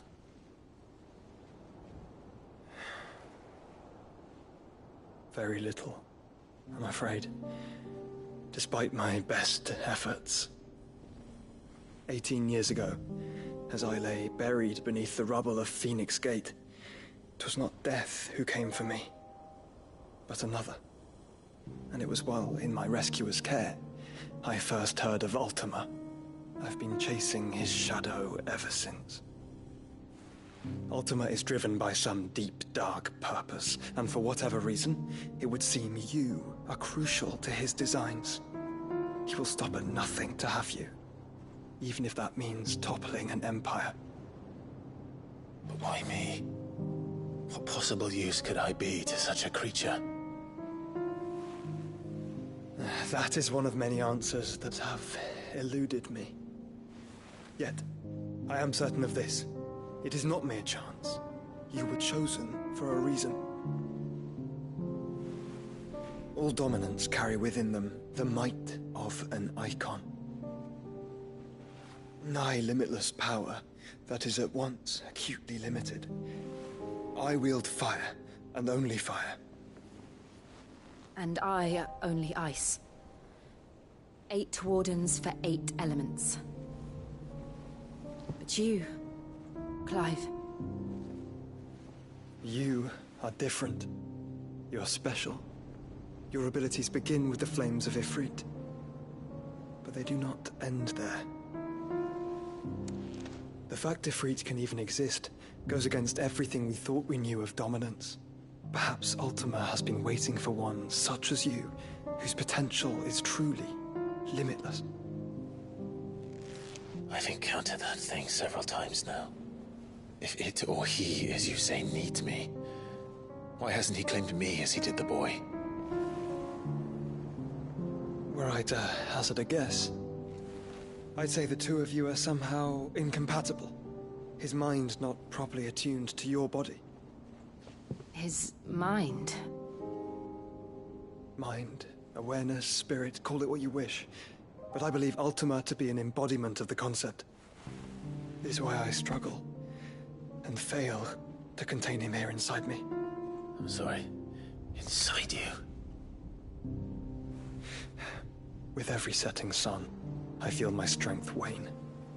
And though the Phoenix's flames mend the prison I have made for Ultima, they do so at a cost. We must find a means to bring an end to him before I meet my own. What were you thinking? It was that or let him take Clive. And I've always had a soft spot for my brother. But that doesn't mean you should sacrifice yourself to save me.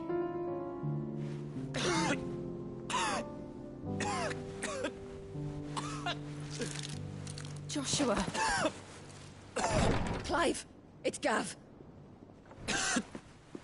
There's an army of Akashic at the gates of Canver.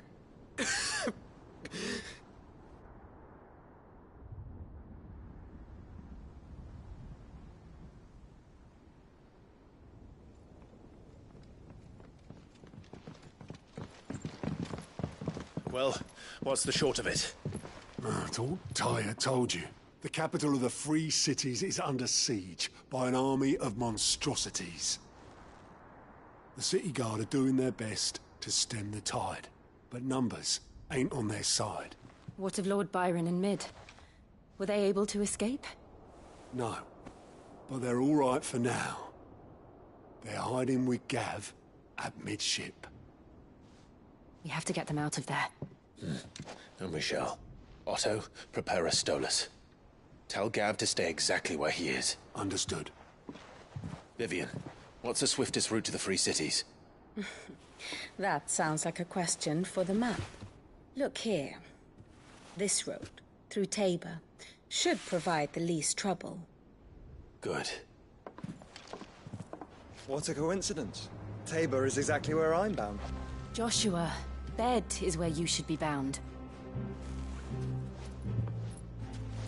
You don't think I told him the exact same thing? Were Tyre not such a talented healer, I would surely have been inclined to agree. But, thanks to her ministrations, I feel I may safely rejoin my attendant, who was to wait for me in Tabor if we became separated. All right, we travel together. Clive. If he stays close to me, he'll be fine. Thank you, brother. I'll look after him.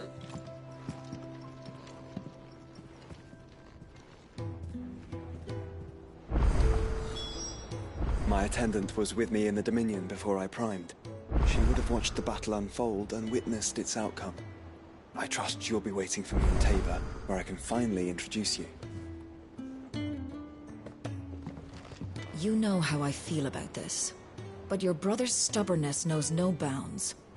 I'm starting to think it runs in the family.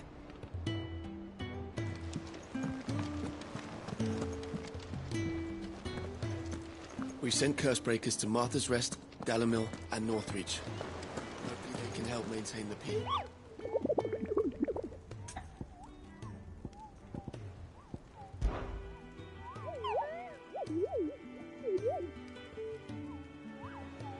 What did you find down there?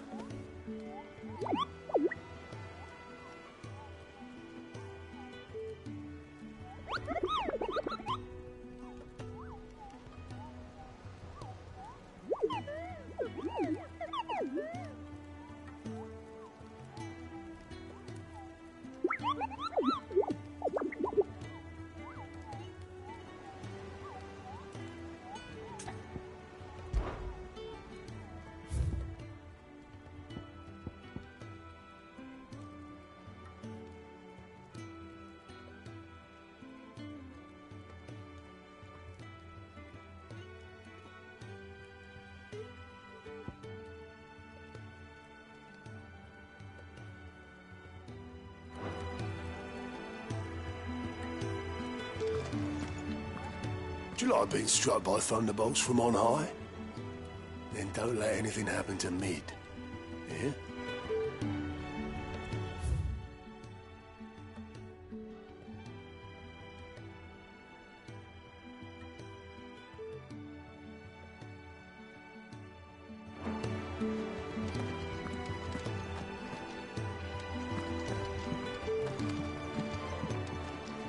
Clive. What is it that you wish to learn? Here's the latest information I have.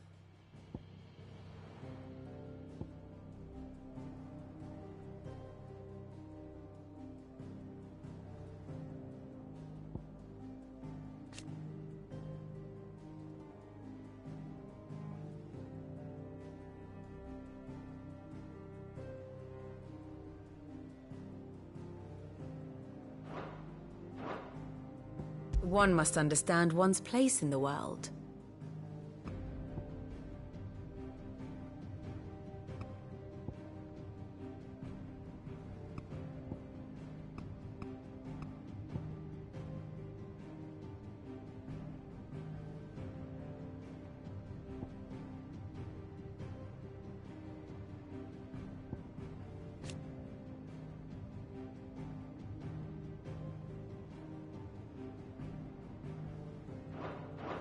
Very good.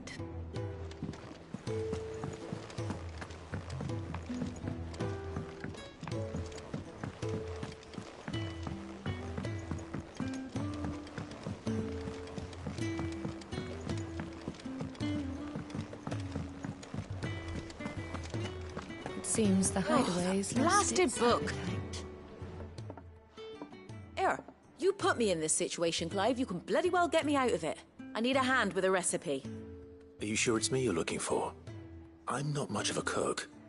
I'm all the cook will be needing, thank you very much. What I want from you is a little of your time, right? Oh, and perhaps your sword. You remember Ivan's stew, right? Well, despite the look of the thing, and that awful stench, people wolf it down.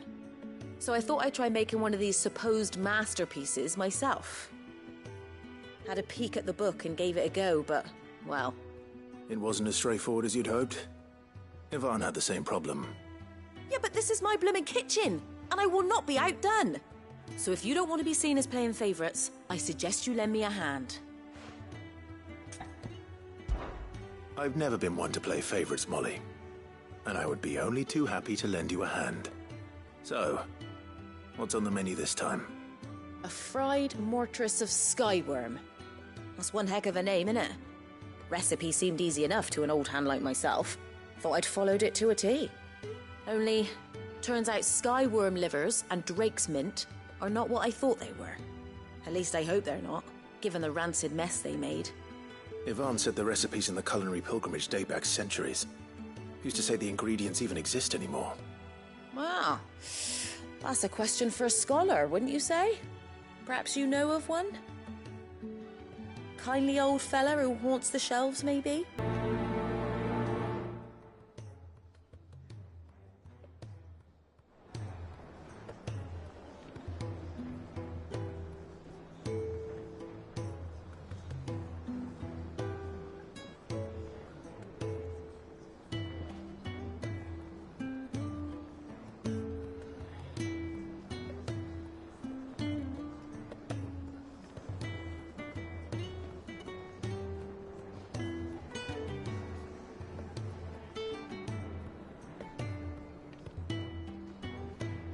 I thought I had it all worked out, but I'm buggered if I know where to find skyworm livers and drake's mint.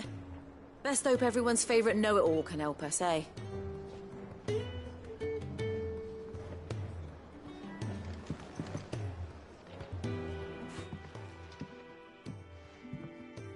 Sid! Look what the Cursebreakers brought back from Dalmekia. Said they were all the rage in Dalamil. Looks sort of funny if you ask me. I'll be damned. Have you had one before? Something smells good. What are we having? Bombs! And they are good. You should try one.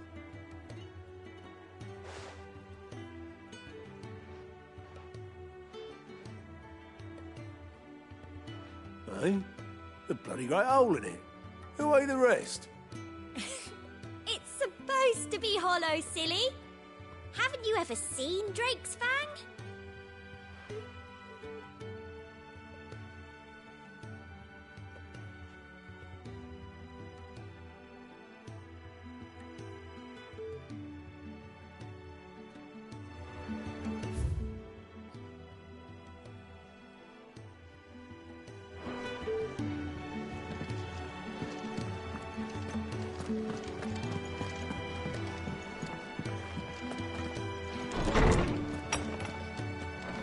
There's a storm coming, Sid. Will there be thunder? Sid, perhaps you can help me solve a mystery. I can certainly try. Who's gone missing this time? It's not who, but what. Mid-scales, the ones she made for her workshop. I borrowed them to teach the little ones about weight, and shortly after the lesson, well, they vanished. My first thought was that they'd taken them off somewhere to play, but when I asked, they swore they had nothing to do with their having disappeared. Which almost certainly means they had everything to do with it. Perhaps a visit from Sid will jog their memories. I think it just might. Thank you. I don't like to imagine that my pupils would lie to me. But if they have, I'll have no choice but to discipline them accordingly. They were in the atrium when I last saw them. As always.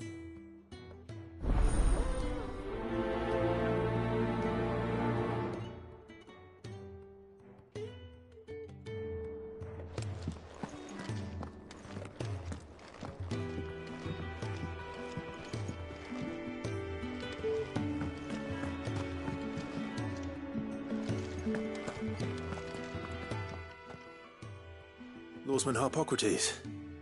I've come to pick your brain if you don't mind. It's about the book you lent Ivan. Ah, Valisthea, A Culinary Pilgrimage, a classic.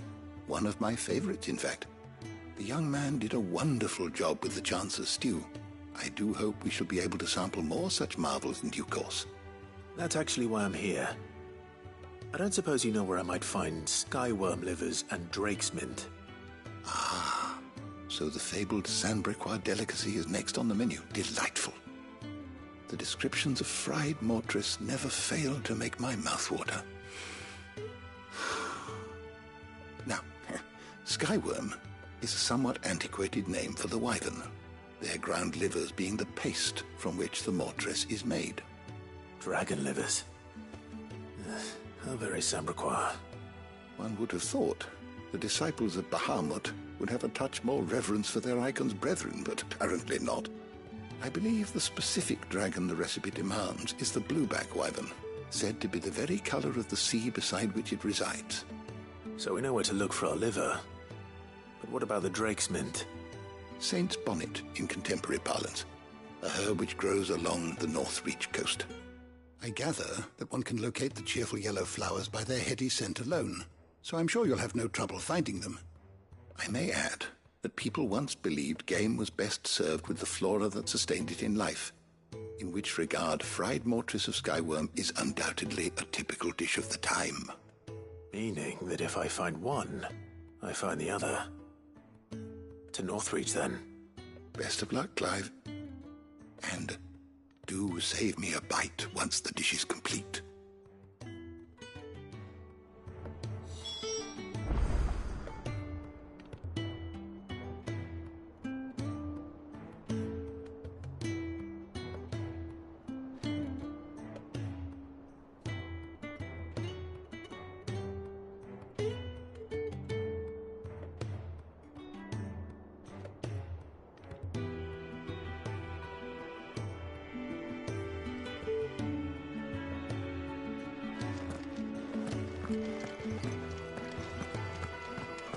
Is a storm coming soon? Will there be...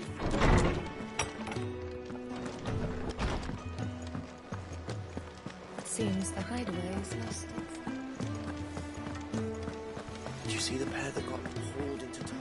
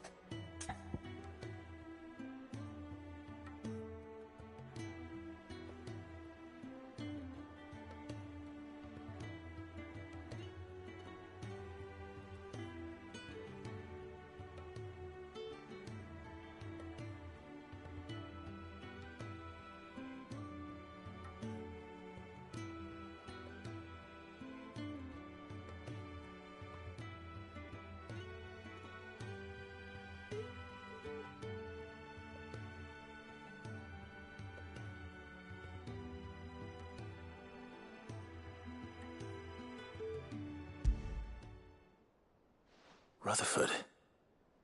Wasn't that the name of my uncle's manservant? Why would he be at Martha's Rest?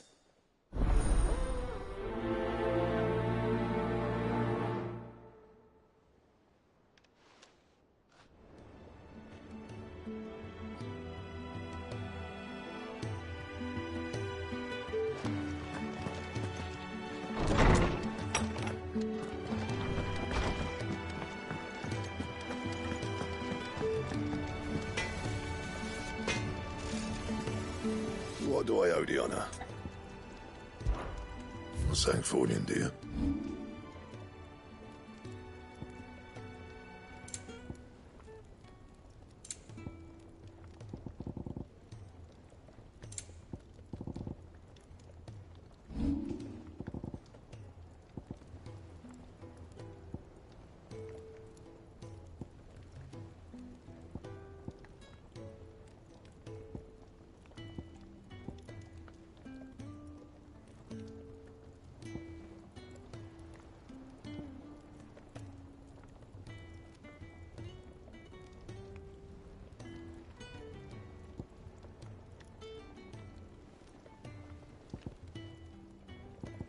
And?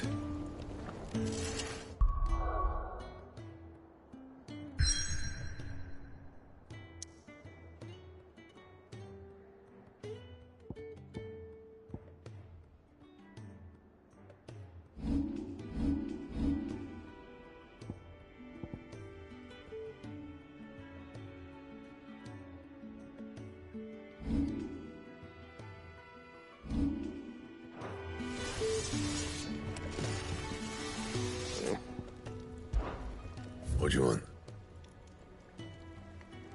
And?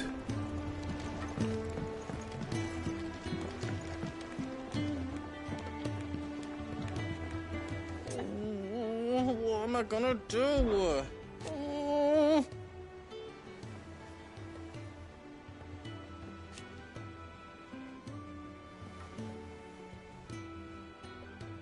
But no more.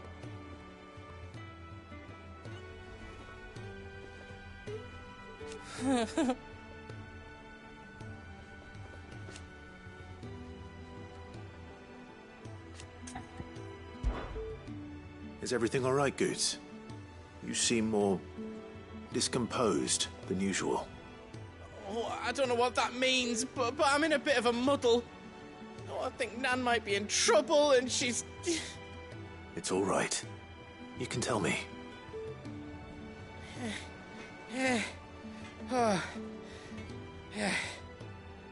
There was a trader came by. One of our usuals, like. Said he'd heard some rotten rumours about her down Dalimil Way. Folk are saying she's been selling to bandits and cutthroats and that. I mean, she's fond of a chance to make a coin or two, aye, but she'd never do business with baddies. Especially not the kind who go hurting people who haven't done out. I wanted to ask her about it myself, but I'm scared she'll give us a tongue lashing. She'd never give your tongue a lashing, though, would she?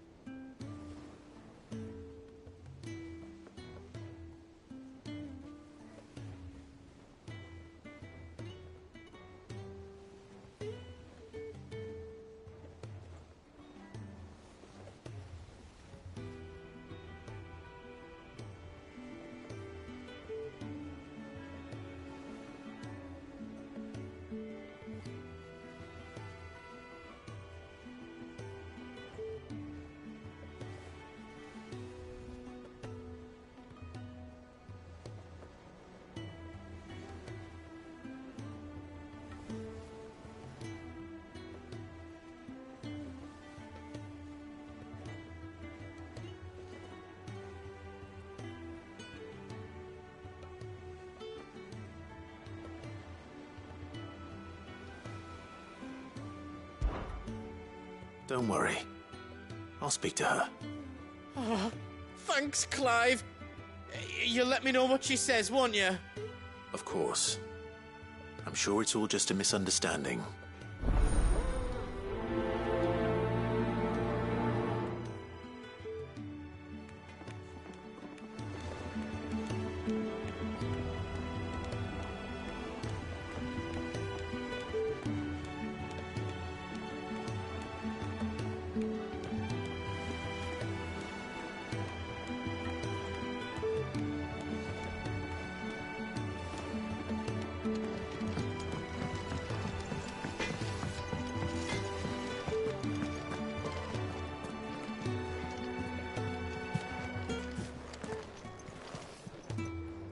Lady Karen, how's business?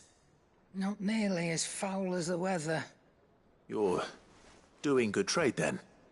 Both in and out of the hideaway? Can't complain. Wait, what exactly are you getting at? Not once in 5 long years do you pay my affairs half a care. But here you are today, raking me over the coals like a bloody popoto? Just asking. Out of interest. All right. I'm here because I was told that certain rumors have been circulating. About you selling weapons to brigands. Oh, are you? And who was it who knows me so well as to tell tales of my evil exploits? I didn't exactly hear firsthand. All I know is that someone in Dalimil has been spreading word to that effect. And what? You believe it? You think I'm profiting off the blood of innocents, do you? Look, I've done things I'm not proud of. Might be there were a time when I turned a blind eye to the wretchedness of the world so I could line my pocket. But that woman is no more. And you'd know that if you'd ever paid the slightest bit of notice. You're right, Lady Karen. I apologize. It was wrong of me to doubt you. Aye, it was. Now, I reckon you've got better things to do than pointing your do-gooding finger at a poor old woman. Of course. Good day.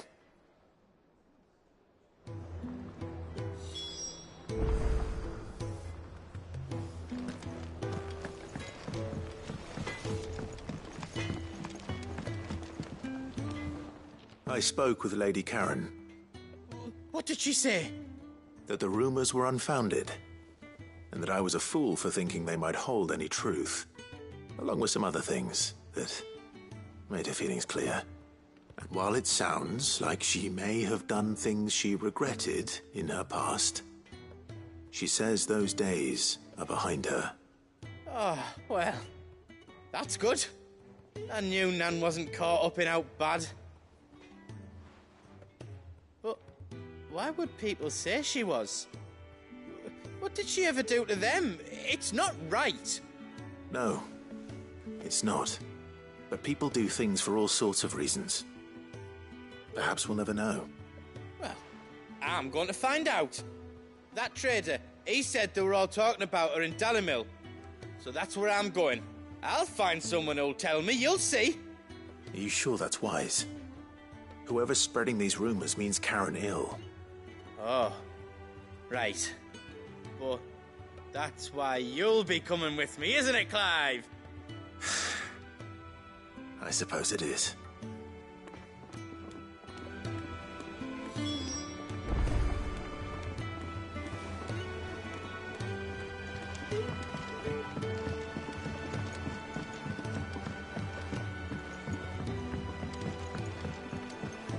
I heard the Emperor was impaled on his...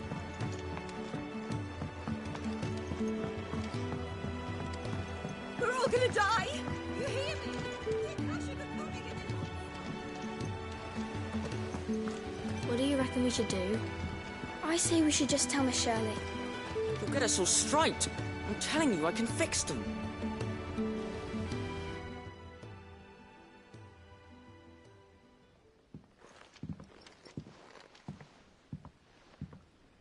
Sid! Hard at your studies, I see.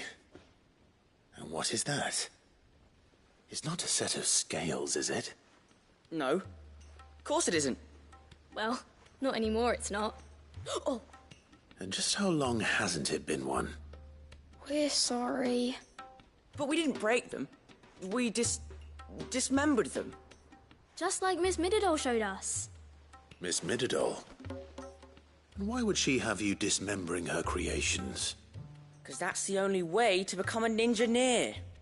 Miss Mididol said, the best way to see how something works is to take it apart and put it back together again. Well then, your work is already half done. Carry on. About that. The taking apart was easy enough, but it's the putting back we can't work out. Speak for yourself. The heavy thing goes at the bottom. Then...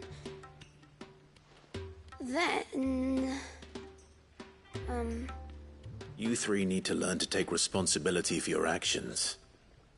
So let's have a look at these parts with fresh eyes, shall we?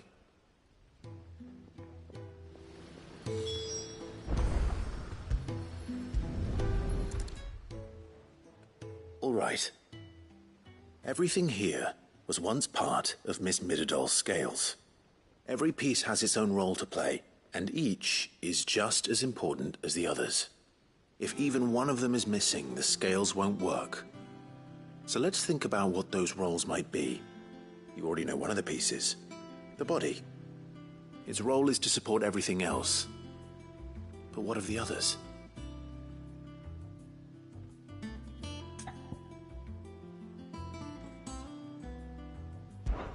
This is called the arm. Why do you suppose that is? It doesn't look much like an arm. You're right. It looks more like a wing. Like a chocobo wing!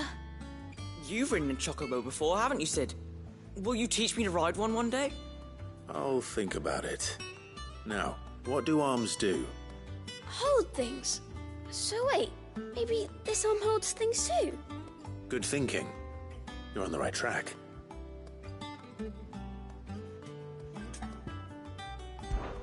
These round parts are called the pans.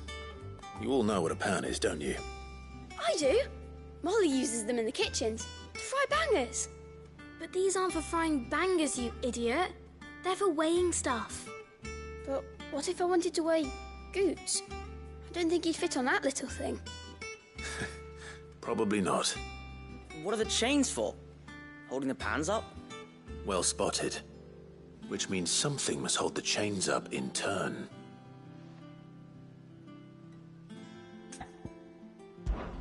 This tiny piece is what's called a cogwheel, or gear. Have you ever seen one before? I have. Miss Mididol's dungeon is full of them. Most are on the floor. She puts them in all her inventions. They spin round and round and round and round and... That's right. They're very useful when you want to make things move. Do you remember if there was anything on the scales that moved? I remember the arm moved when I tried weighing an apple. And then somebody ate it. It's not my fault. You shouldn't have tried weighing it before lunch. You know what part's supposed to move and how it's supposed to move. So, let's put the pieces together first, see what doesn't move, and then stick the cogwheel to that. Not a bad idea. You see? It's not so difficult. So, now that we've taken stock of the parts and learned what they do, what do you think? I think we've got it. Then here's what we'll do. You tell me what goes where, and I'll put the scales together. Well, obviously you need to start with the body. All the other pieces fit onto it, don't they? And the arms go on the body, just like real arms. Or wings, if you're a chocobo. And then the arms hold the pans by the chains. Very good. Let's see if that works. There. All finished.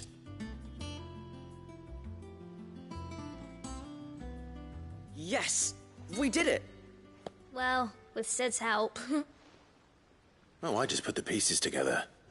It was you three engineers who showed me how. That's right. We're Miss Midadol's heirs.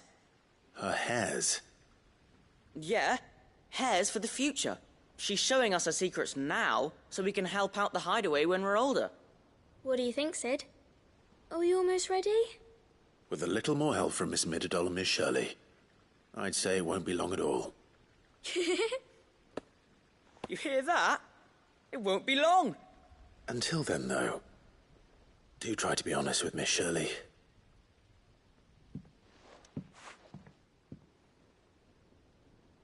Hey, look! We never used the cogwheel. You don't think Sid forgot about it, do you?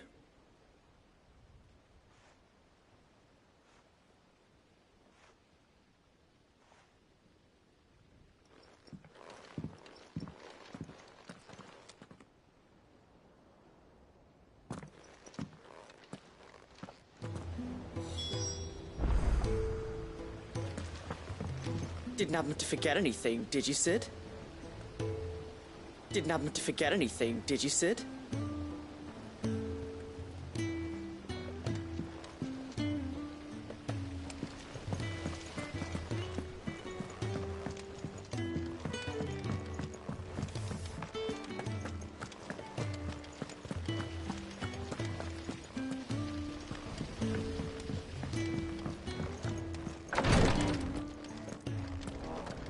I can hardly lift my arms.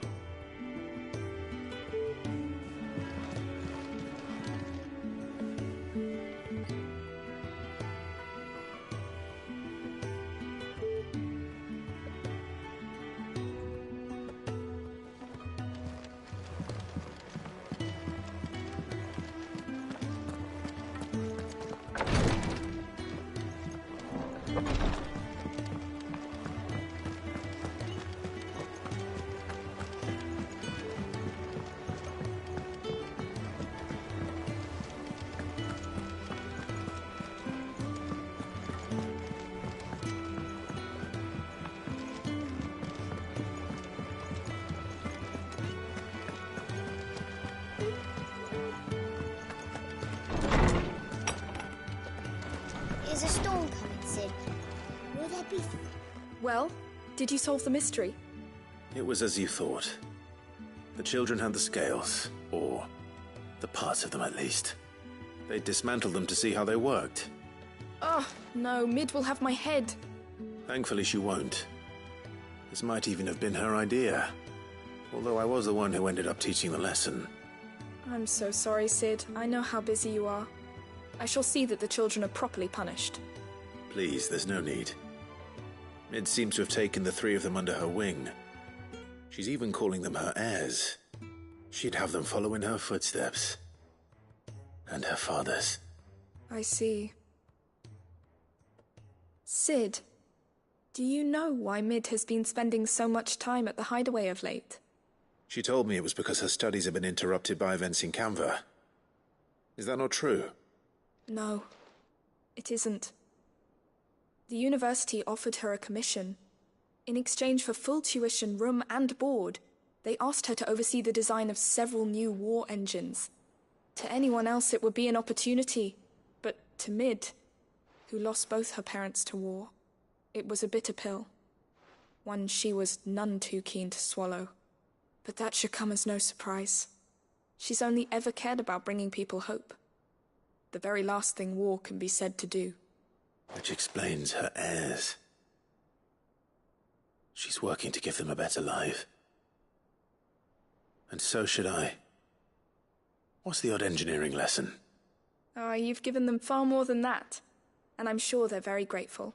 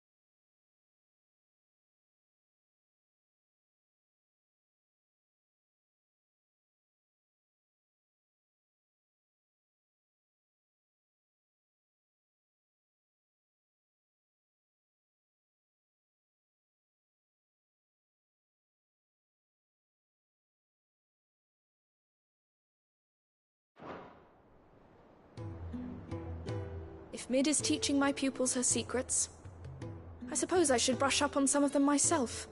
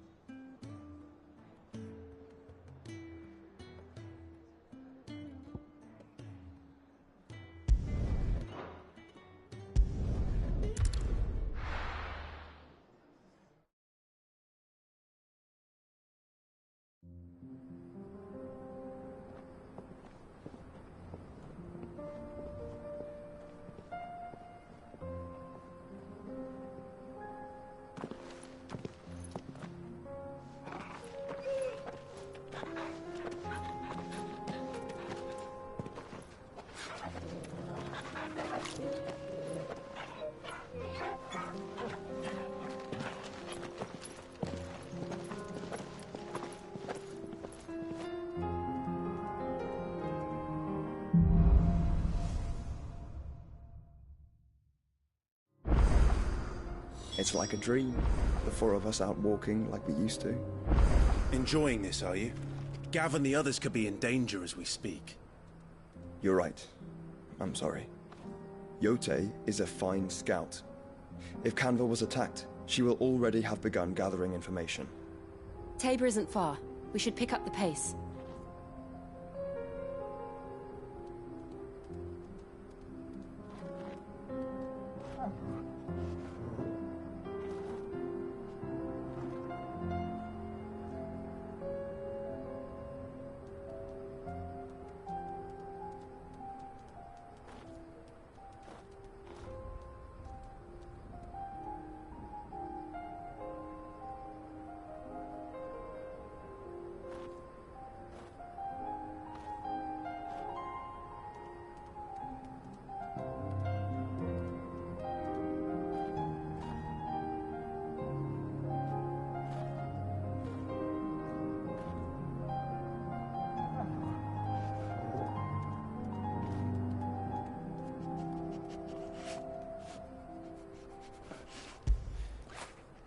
All right, boy.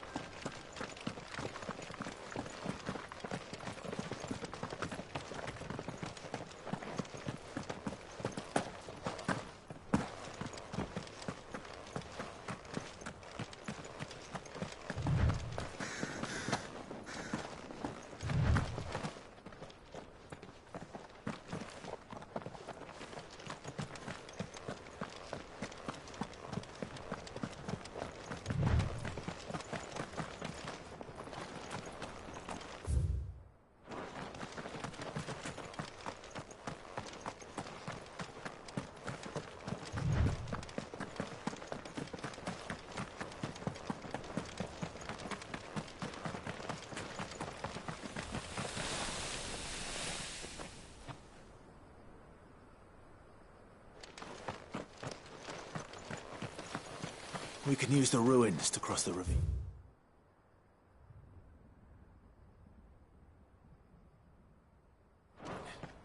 Assuming they will allow it, the Echoes have a will of their own.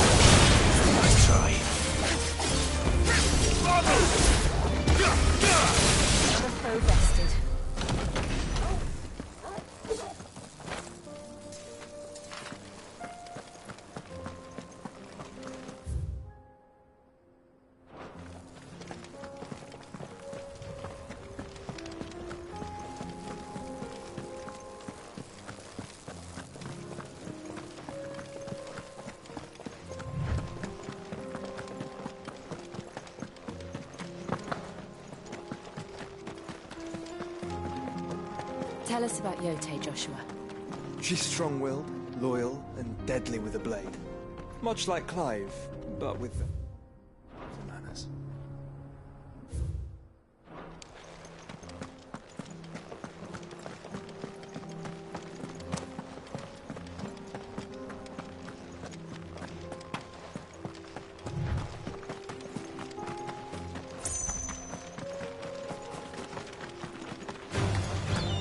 Very well.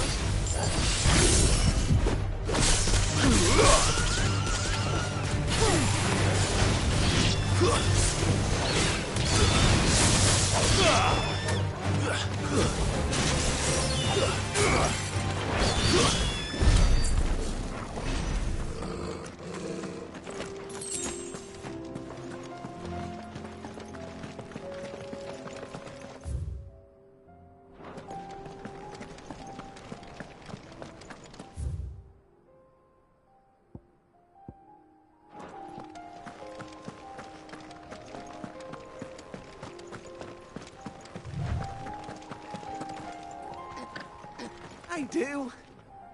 Where are you off to now, then? Bound for the Free Cities, perhaps? Oh, no need to say if you'd rather not. We all have our reasons.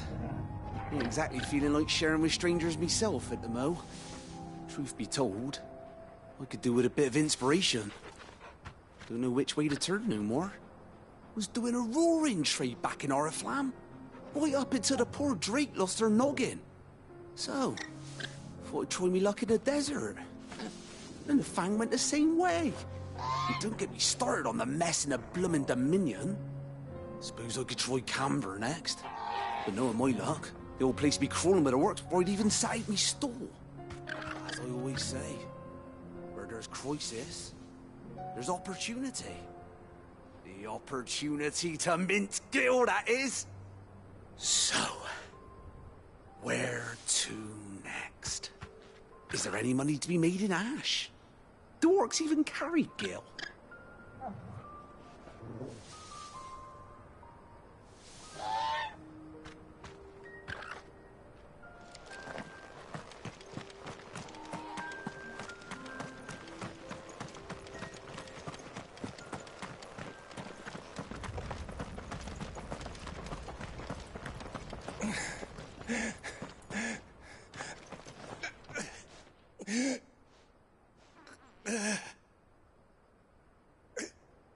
You're injured. What happened here? Where are your comrades? Ether flood. Up ahead.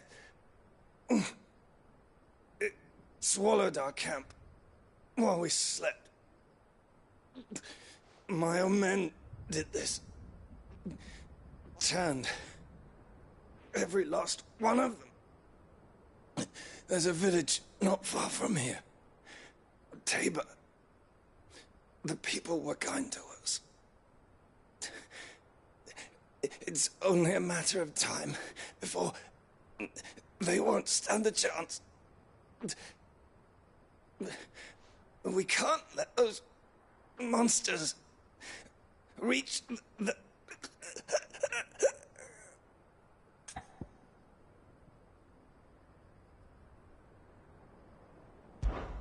I'll go. You catch your breath.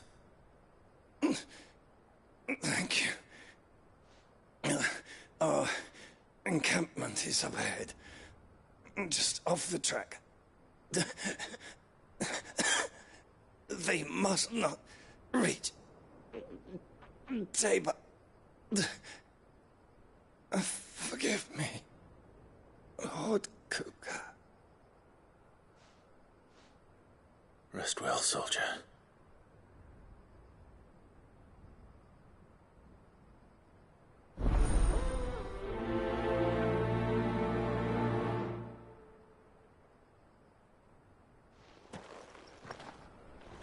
You said the encampment was close. Let's hope the Akashic are still there.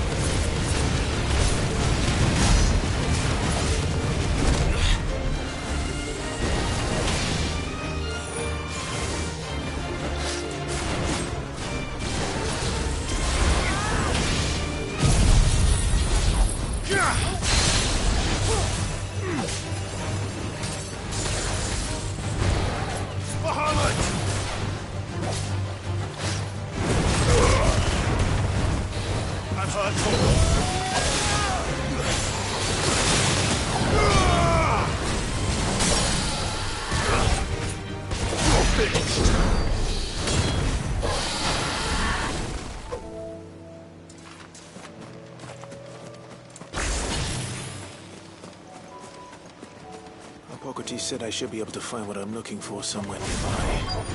Bright blue dragons and bright yellow flowers. Easy enough to spot.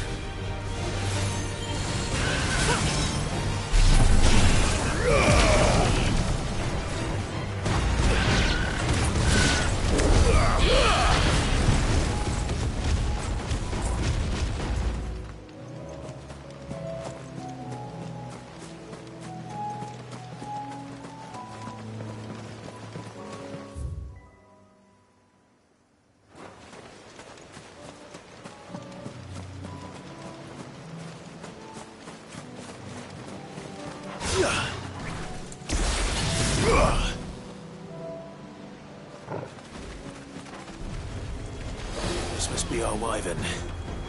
All right, let's get this over with.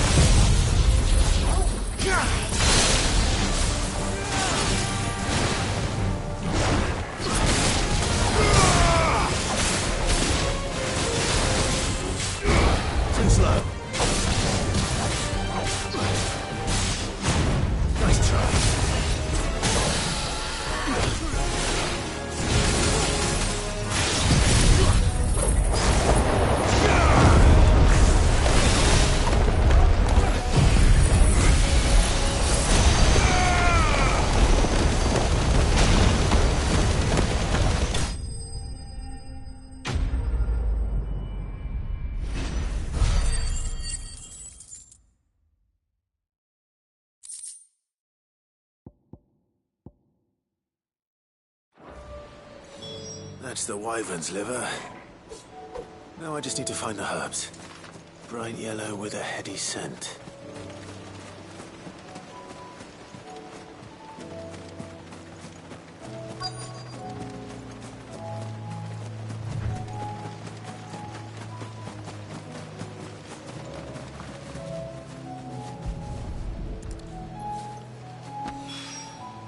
I think that's everything Molly needs to resurrect her recipe. Better head back.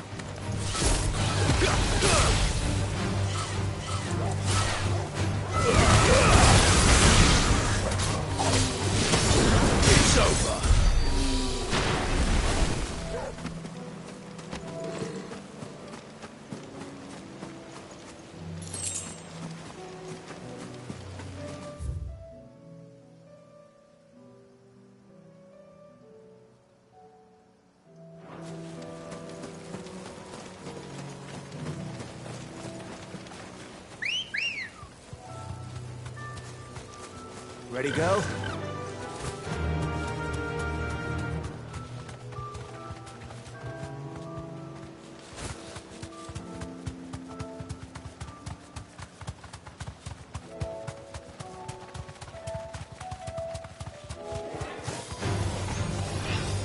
Thanks, Cal.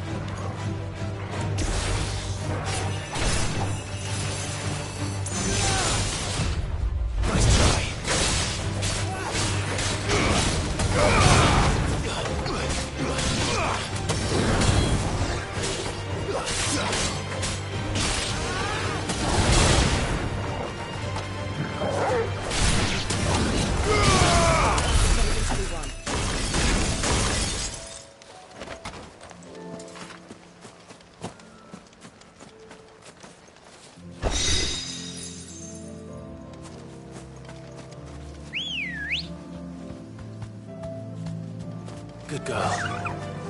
Faster!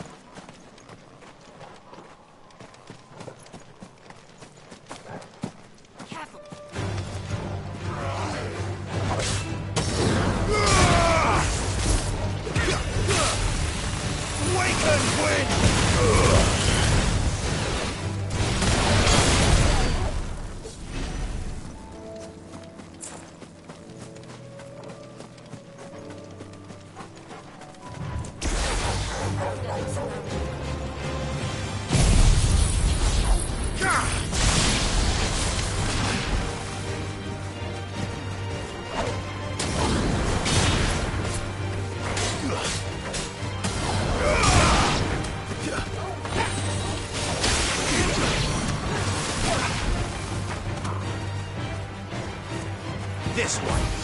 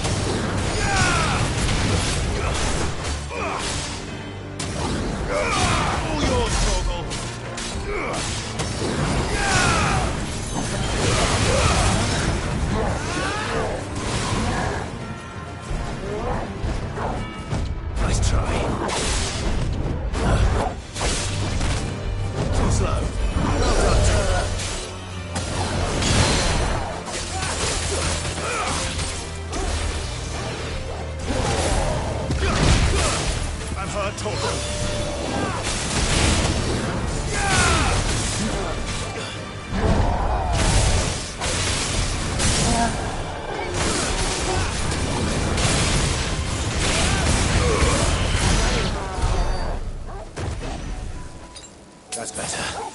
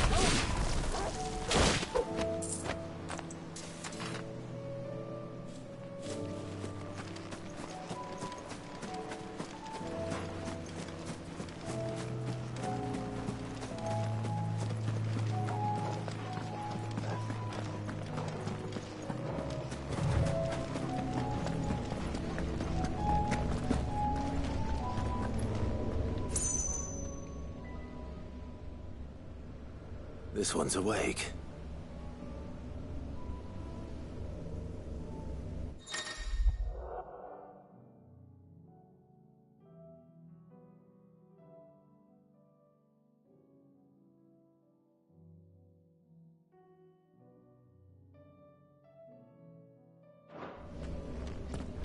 Let's see what's inside.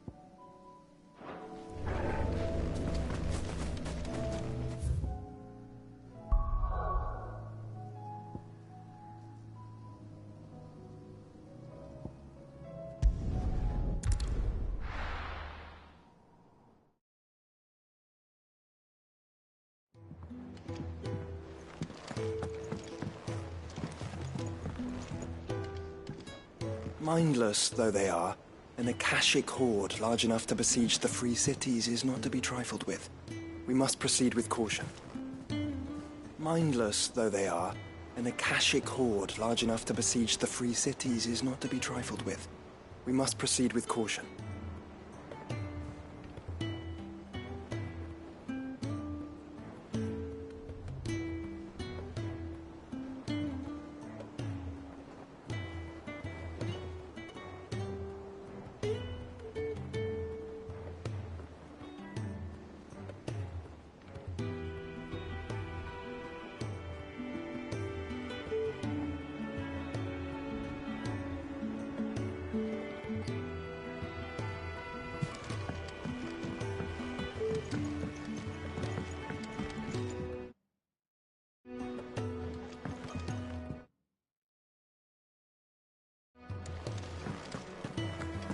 Seems the hideaway's lost its appetite.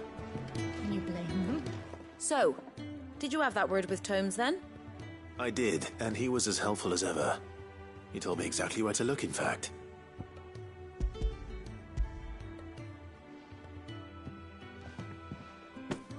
And what precisely will I be cooking up? Or is it better not to know? Blueback wyvern liver. And, a herb known as Saint's Bonnet. Ah, wyvern livers, was it? Well, at least it weren't actual worms, I suppose. Now then, you stay right where you are. I've got some cooking to do. Let's hope these grand old chefs of yore knew what they were on about.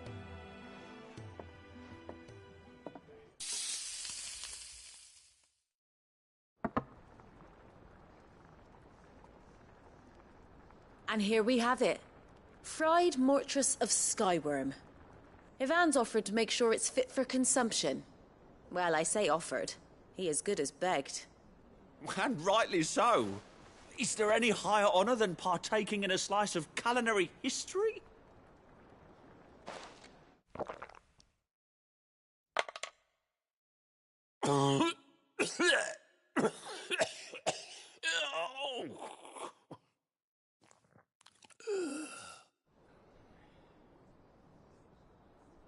So, not fit for consumption then? What witchery is this? The crackle of the crust gives way to an almost violent richness. Yet, it is the piquant kiss of the saint's bonnet that tames this savage dish. It is a tour de force. A force of nature, even. A maelstrom of flavour and sensation. A graceful beast emerging from centuries of slumber. I think he likes it. Well, I can't quite tell with all that nonsense he's talking. But I reckon you might be right. It was decent then, I take it. Decent? It's remarkable.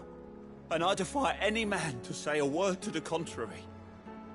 Sid, might I suggest that you command a party of your finest men and women to procure a dozen blueback wyverns forthwith? I'll give it some thought.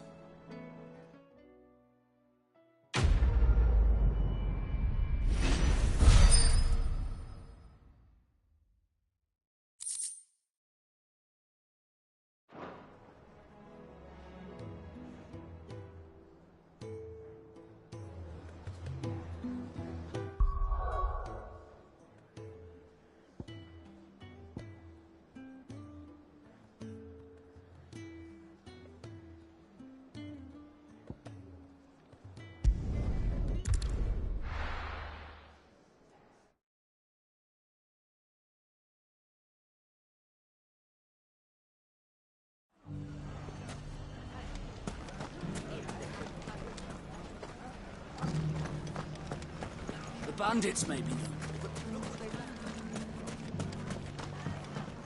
It shouldn't be too hard to find goods. The gentlemen of the town guard are strapped. You wouldn't happen to know if the pieces that were stolen from my stall were recovered, would you? They were irreplaceable.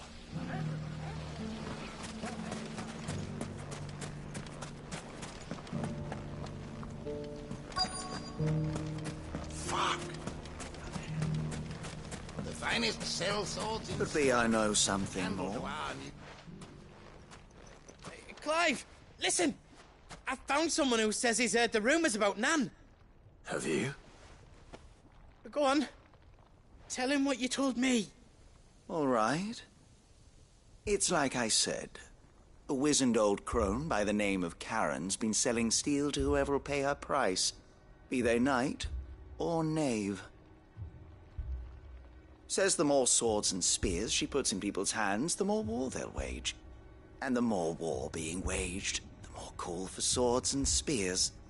And who will they all turn to keep them in steel? Why, the good Reaper herself. And you've seen this Reaper at work? Aye, it just so happens I have. You'll find her right here plying her trade most days. Here in Dalimil? Where exactly? She has a stall here in the market, but if you're not the patient type, you can probably find her at her storehouse on the edge of town.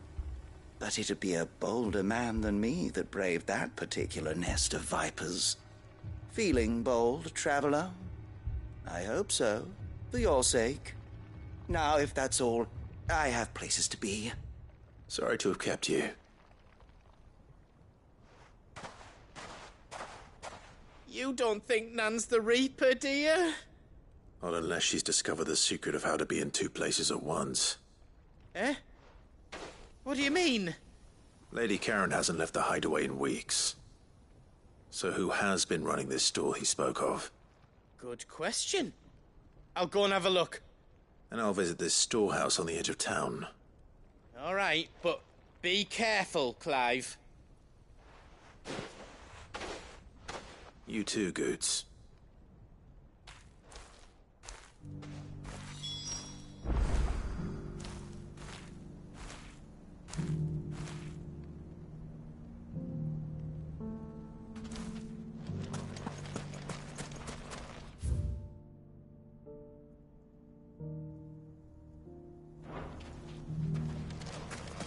The finest sell swords in Storm couldn't hold a candle to our new town guard.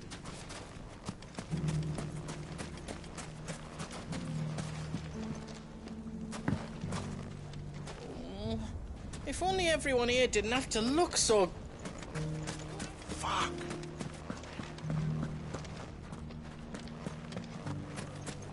The gentlemen of the town guard.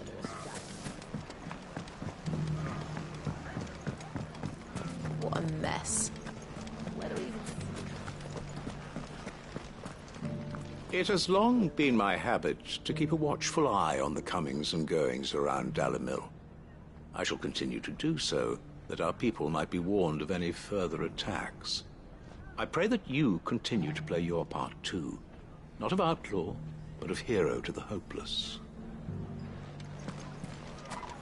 Dalimil's saved, and with ours... Can I interest you in a new sword? My comrades and I...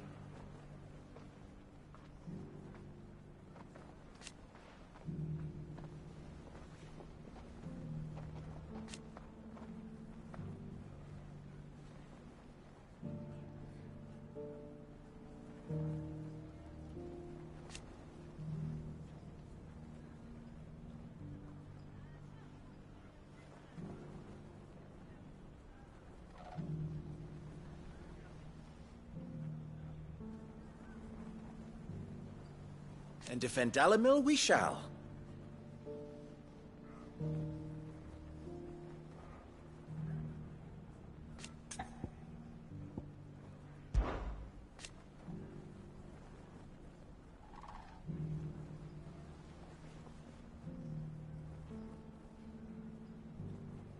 I always knew.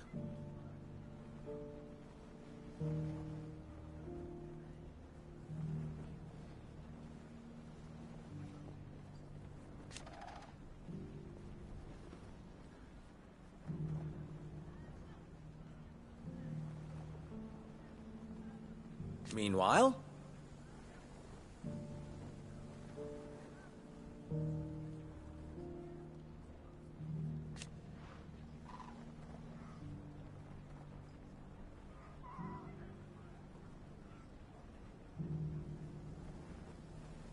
proof if any more were needed.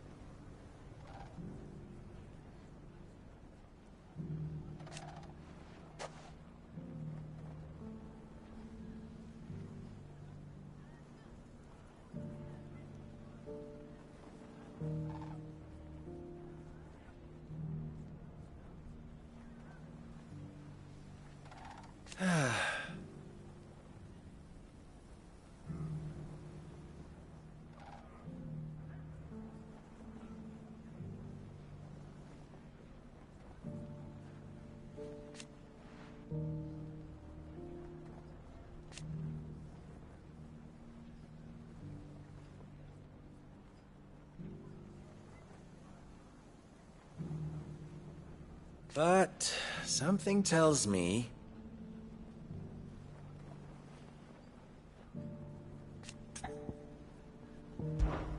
you're always welcome here. Dalimil's saved, and with our steel. You fought very bravely. We would have been lost without you. Knowing that you would have all been there to pick us up if we fell, gave us more than the courage we needed. The safety of the town is in our hands.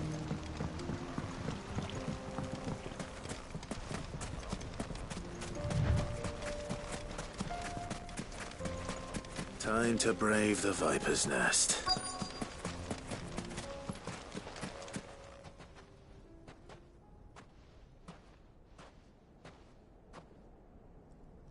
Just you, is it? Thought I might have laid it on a bit thick. It was a fairly unconvincing tale. So, what now? That's up to you. Die a slow death, or a quick one. Boys, he's all yours. But that sword is mine.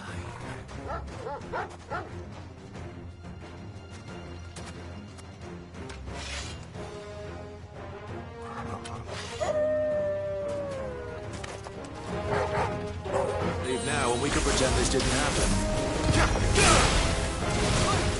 Be light!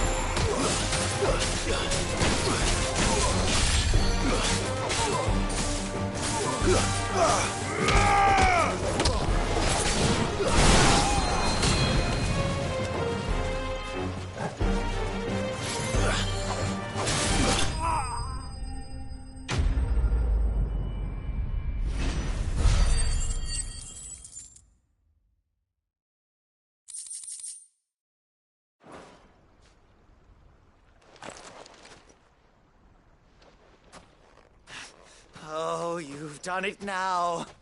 Go on. Tell me what I've done.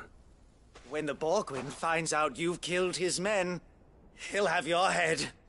He only wanted that bull of a manservant, the dim one always clinging to Karen's skirts. You weren't even supposed to be here. Who the hell are you, anyway? What were you going to do to him? The Borgwyn wanted him to get to Karen. I was only supposed to point the lump in the right direction once he arrived in Dalamil. But then you turned up. Well, go on then. If you're going to end me, end me. You're not worth the effort. Now be gone, before I change my mind. Fucking coward! I need to find Goots. Right now.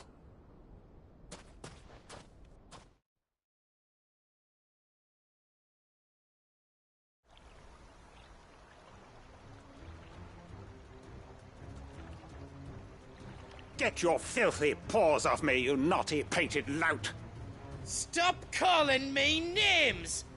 And stop spreading them horrible lies about Nan! Well, that will be easy enough. For they are not lies. Every last word is true. And she must pay for her crimes in blood. Blood?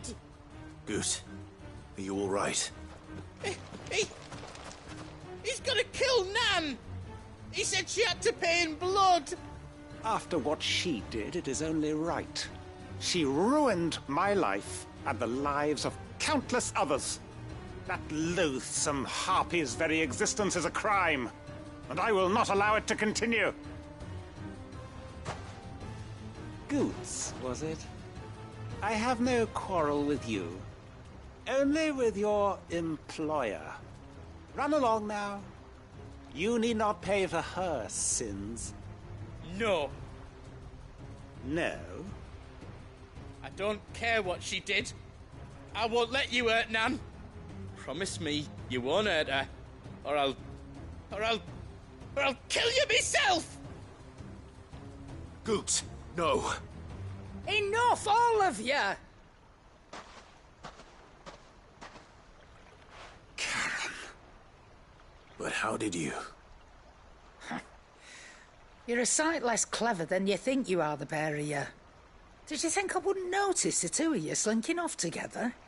Well, the whole thing got me thinking, who in Dalamil might bear me a grudge? And a certain snivelling shit I ran afoul of in my fairy years came to mind.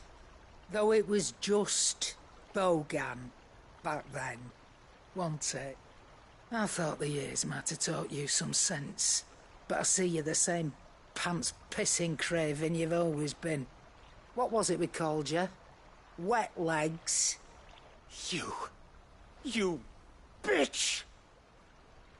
Everything that happened, it was all your fault! And now you'll finally pay for what you did to me!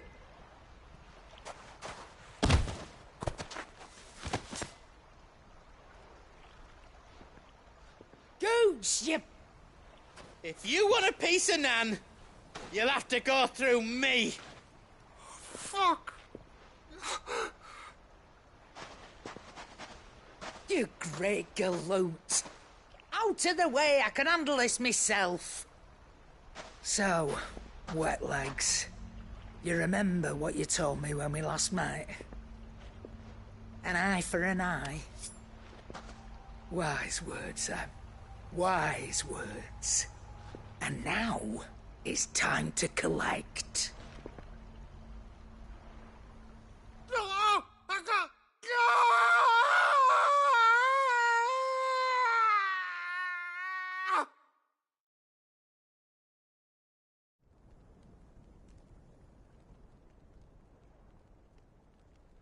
Sorry to keep you waiting. Is he... Dead? No. But I reckon he wishes he was. It isn't easy going through life one eye short of a pair. After all, I should know. You don't mean... Oh, don't tell me you didn't notice. Lost it to old Wet Legs back when we were working the same routes. Said I'd stolen from his strongbox. I'd done nothing of the sort, mind. But that didn't stop him taking his little revenge. So I took some of my own. Sorry, lost everything. His coin, his clients. Always knew he'd be back one day to claim his due. But he crossed a line dragging poor Goots into this. He didn't hurt you, did he? No, Nan. Still got all my arms, see? Legs too. But what if he comes back again? What if he does? First we take the other eye, then we work our way down. He'll learn his lesson soon enough. But something tells me the Wet Legs has learned it already. Right. Let's get you back to the hideaway. You've attracted quite enough attention already. Ta-ra, Clive. Remind me never to cross you, Karen.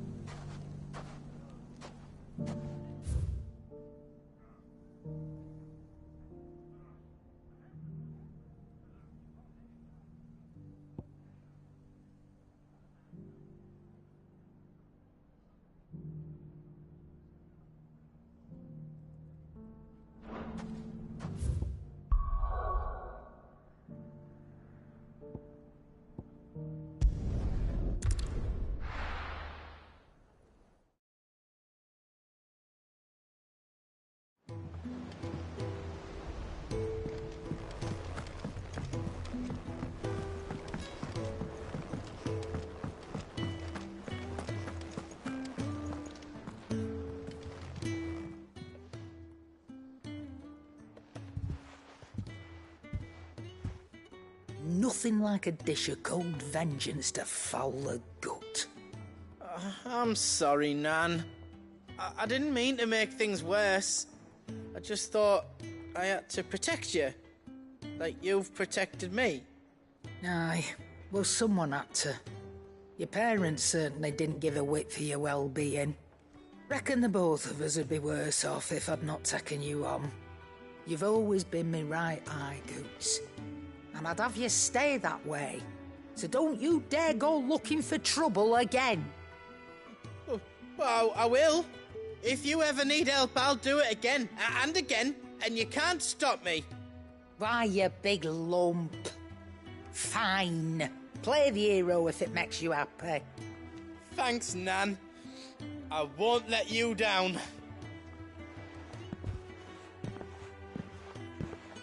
There's nothing he wouldn't do for you. That's as maybe. But if he's ever to make his own way in life, he'll need to start looking out for himself as well.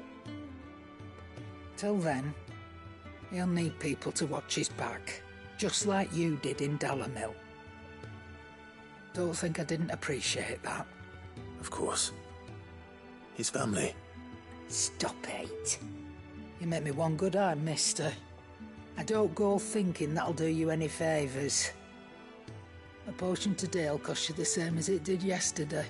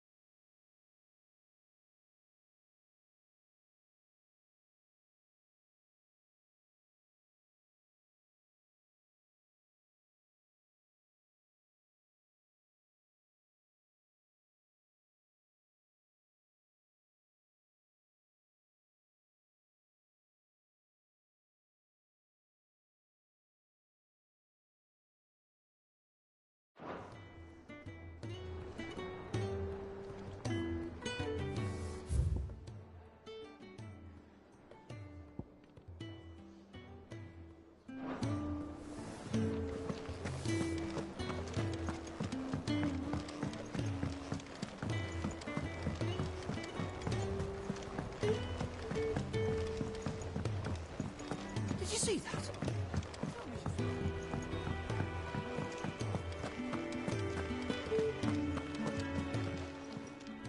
How may I help you today, Clive?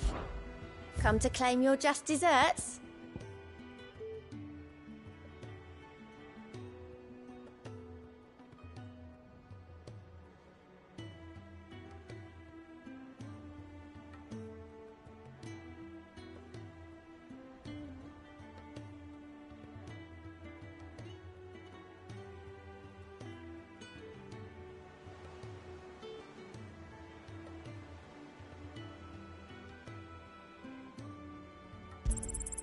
All yours.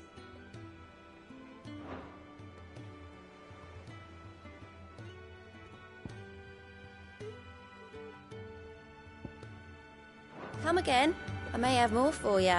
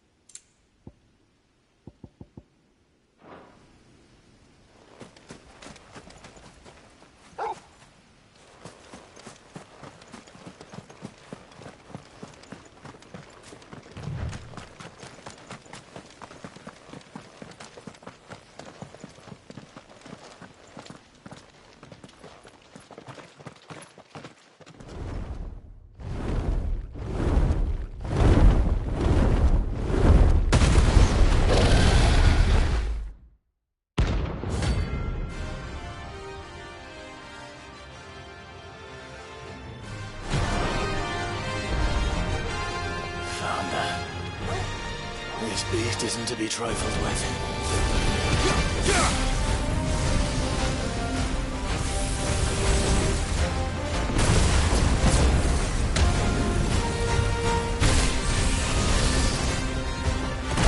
Too slow.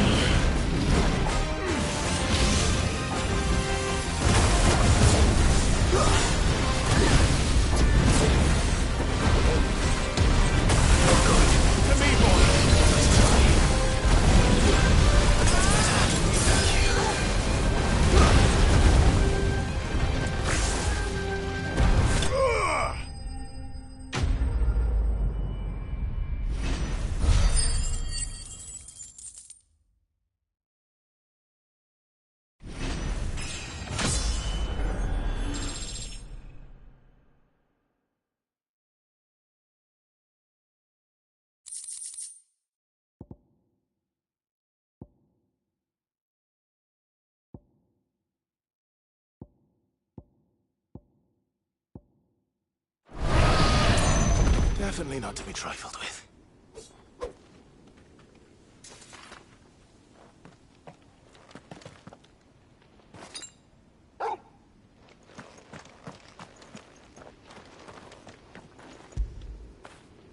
After it.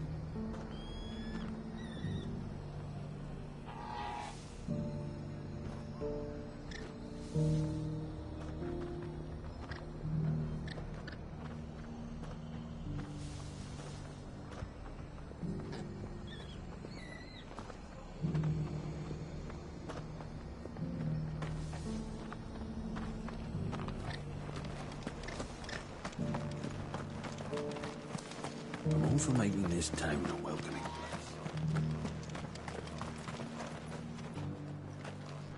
How do?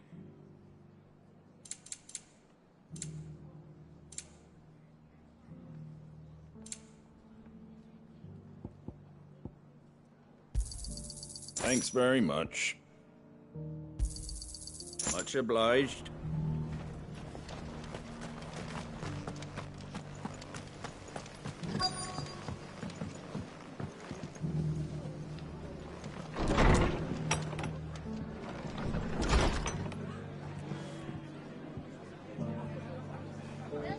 Martha's got a big heart. It's a pity there's so many who are happy to take advantage of it. Sorry, but if you're looking for a bed, there's none to be had right now. We're already sharing our cots with masterless bearers and those who fled the floods, and more seem to wash up at our door every day. The fates seem bent on driving me from my inn. But if they want me out, they're gonna have to try harder.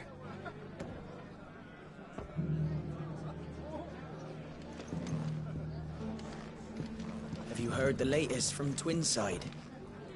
That the Empress is no more? Never trust an owl bearing good news, I say. But if it is true, we might finally have a chance to get our country back.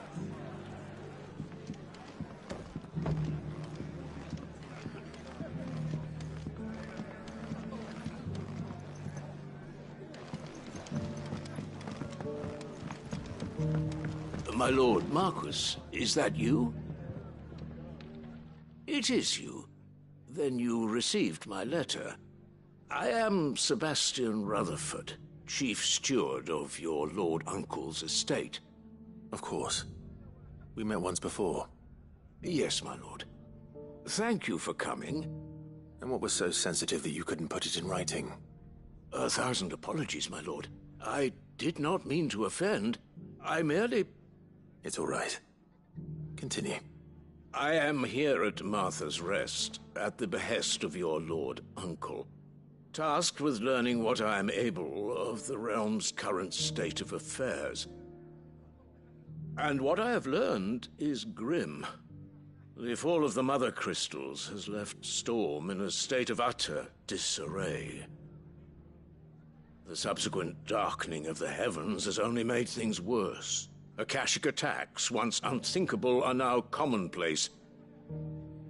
The gears of governance have ground to a halt, and without a steady hand on the tiller, the realm threatens to drift into utter chaos. Your Lord Uncle, however, believes there is a way to avoid this fate, and is determined to see it set in motion. That sounds like quite the undertaking.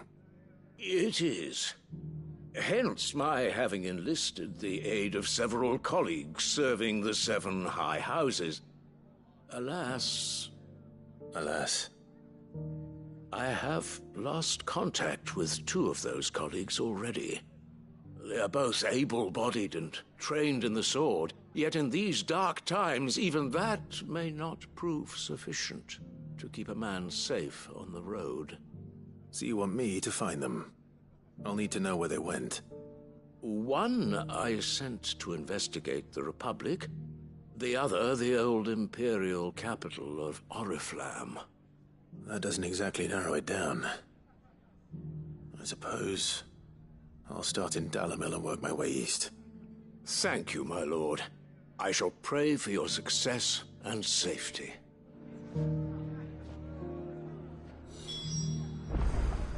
My associate in Dhalmekia would have had to pass through the Republic's checkpoints to gain entry to the capital. Perhaps someone in Dalimil or Tabor would have seen him.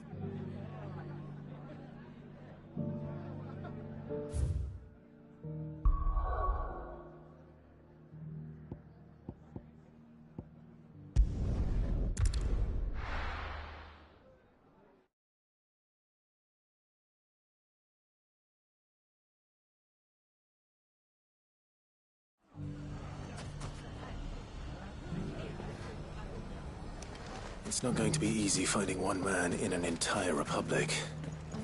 Let's hope someone here's seen something.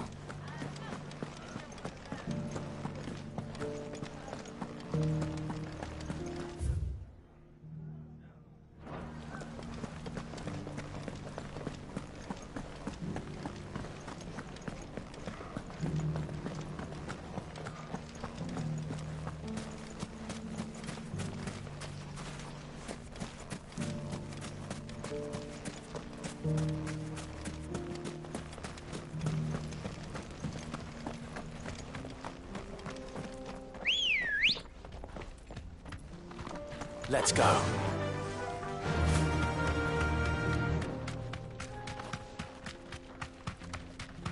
Someone's got himself in trouble.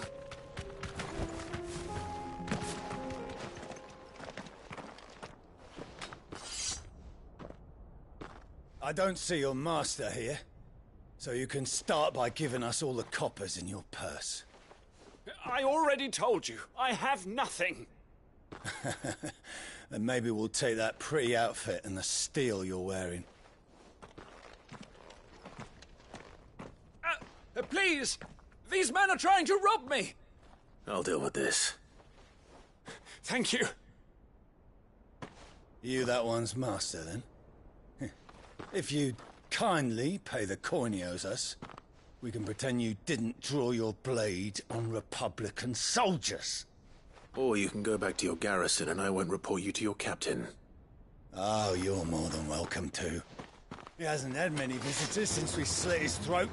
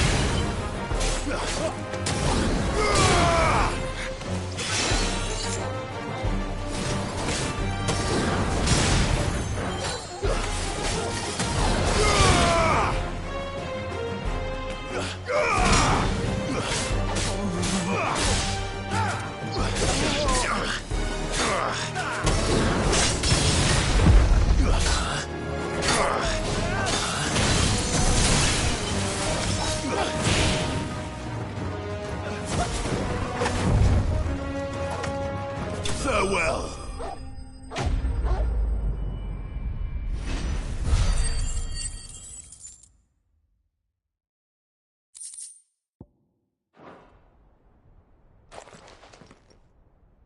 I'd expect as much from Hugo's faithful, but these were men of the fist. Much has changed in the Republican army since they lost their rock. You've seen this kind of thing before, then? Many times. I was sent here to observe the situation. You're one of Rutherford's men. He sent me to look for you. Well, then you have my thanks.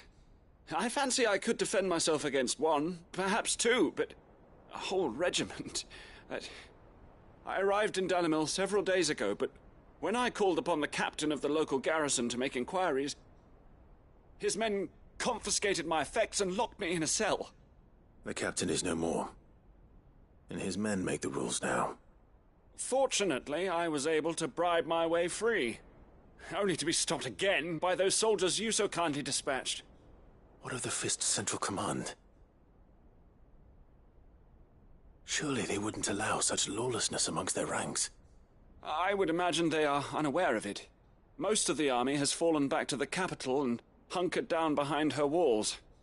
Those who weren't recalled now rule the fringes unchecked, answering to no one but themselves. Then it's worse than we imagined. You should return to Rosaria. It's not safe here. I'll find a caravan heading north. You won't mind if I borrow one of these soldiers' coin purses?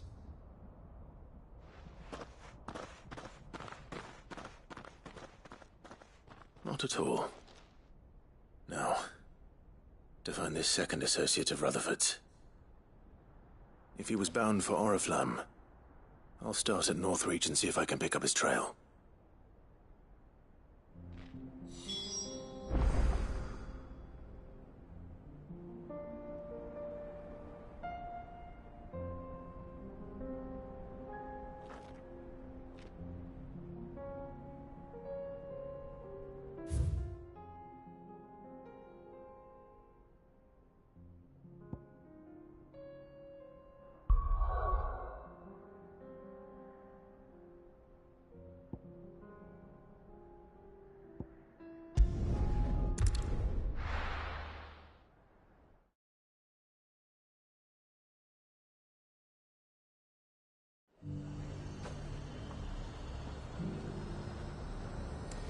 There's a lot of road between here and the capital.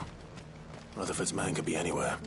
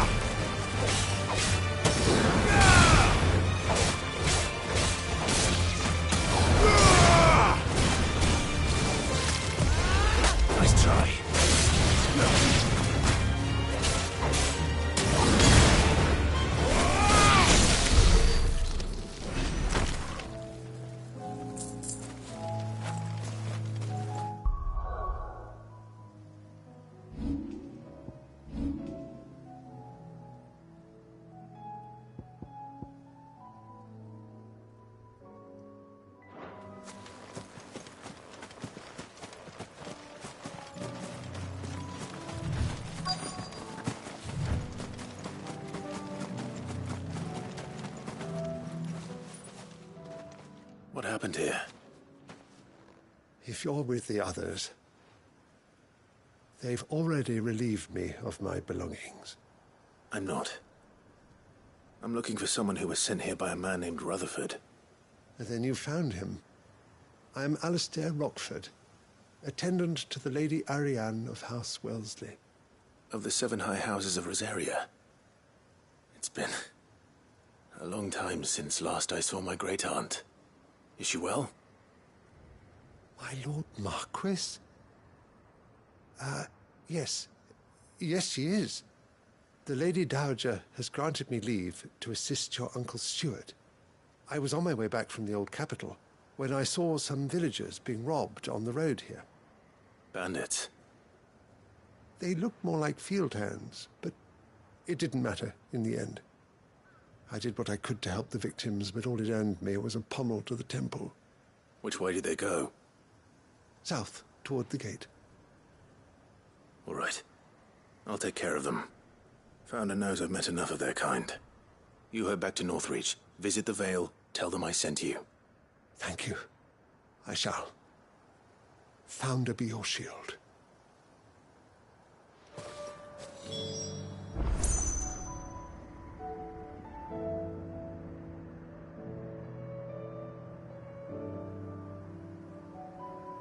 It was only a short while ago that I was assaulted. If you hurry south, you may find those who did this.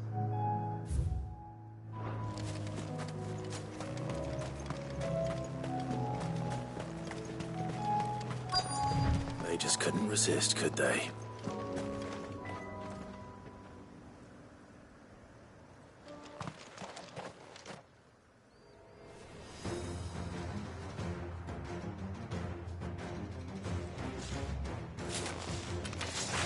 This one's ours, pretty boy.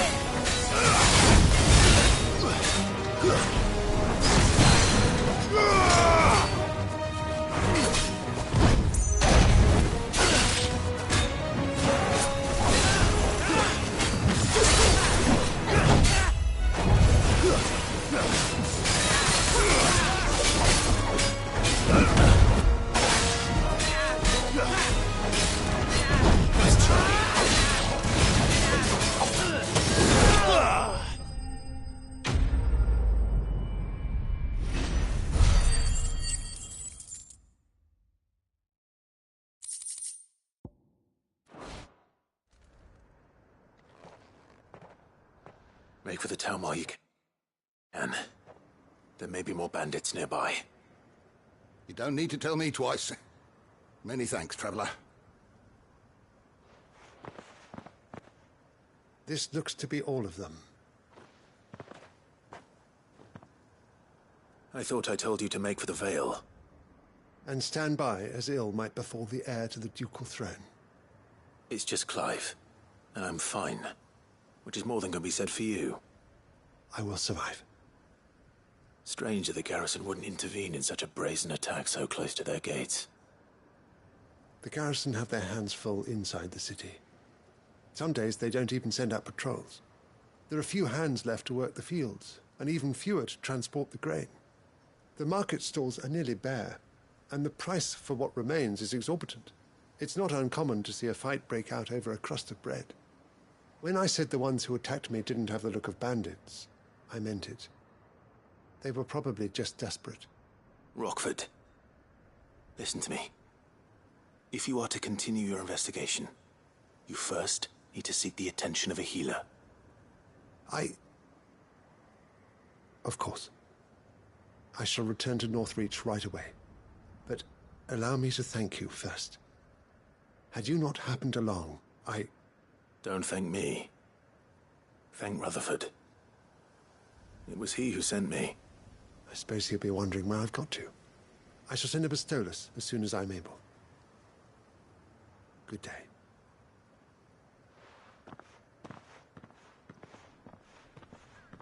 My uncle certainly has his work cut out for him. If it isn't already too late.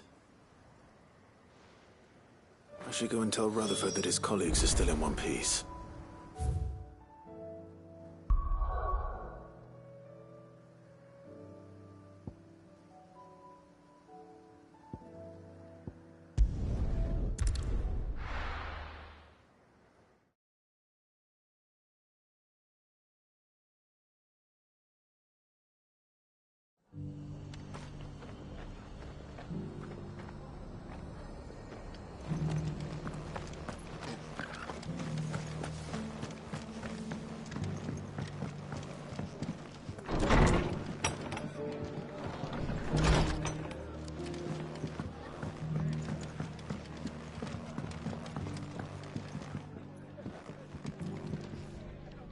I see you're still here. The Rest's location affords a constant flow of traders, and with it, a constant flow of information. Speaking of which, I received word from both my associates. They have resumed their investigations, thanks to you. I only happened to be in the right place at the right time. They both seem to think the realm's prospects rather grim. I am afraid that grim would be putting it lightly. Storm is in crisis, and if we are to free her, we must work quickly. And we must work together. Such is your Lord Uncle's wish. As it is mine.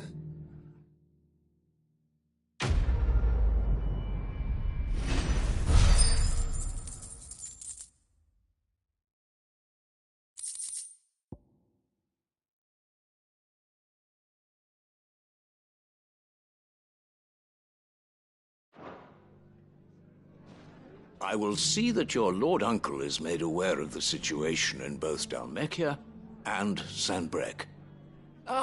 And inform him of your timely assistance, of course.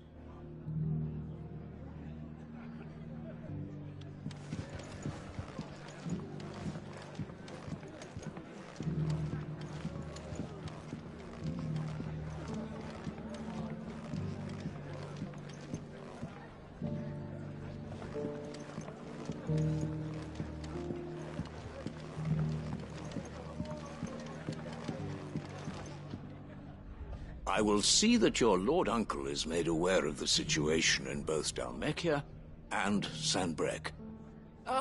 And inform him of your timely assistance, of course.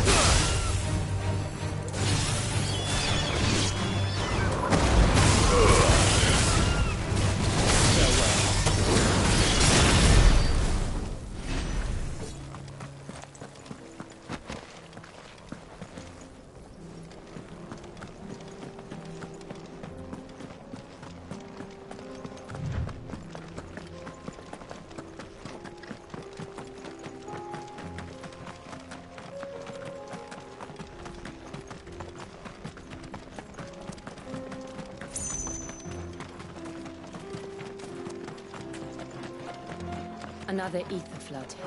They're everywhere now. We can't go around it. Then we'll just have to be careful.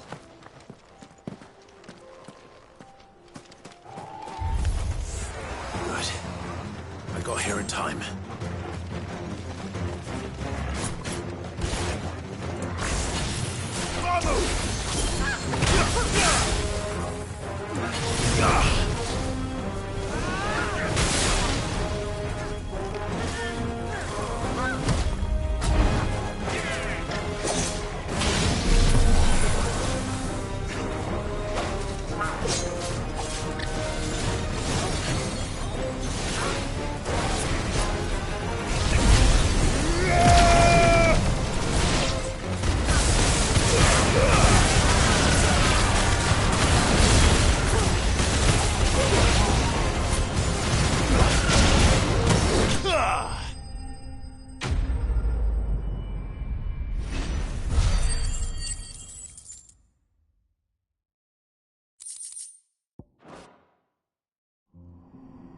Is someone there? Please, I can't move my leg. That doesn't sound like an Akashic.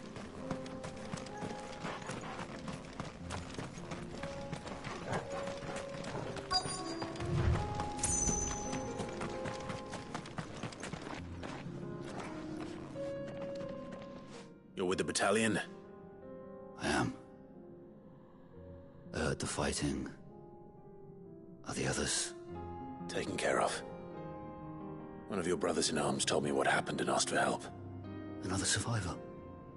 Where is he? Tell me. His wounds were too deep.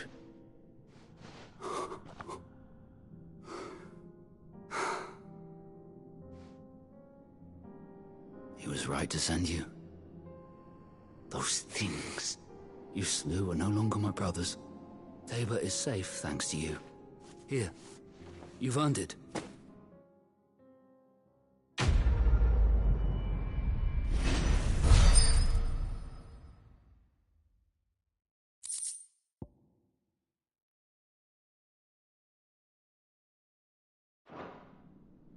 You seem familiar. Have we met? You must have me confused with someone else. Wait.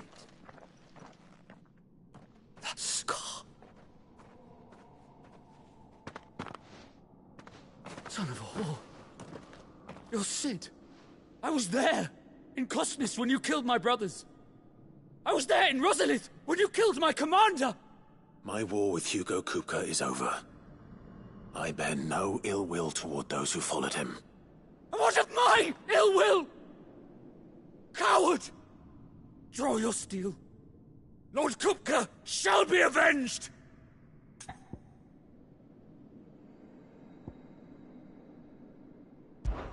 Fine. If you insist. For Tyson!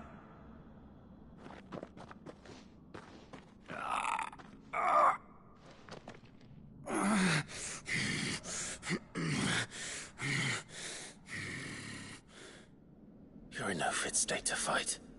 Then this should be easy for you. Come on. Kill me! For what? The sins of your master. You and I have no quarrel, and I will not strike a man who cannot defend himself.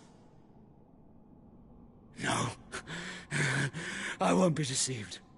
Lord Kupka told us of your crimes. You are an outlaw. A murderer, not some man. Like you or anyone else. I am nothing like you. But if you're not gonna kill me, then go. Leave! Just know that I will find you, Sid. Someday.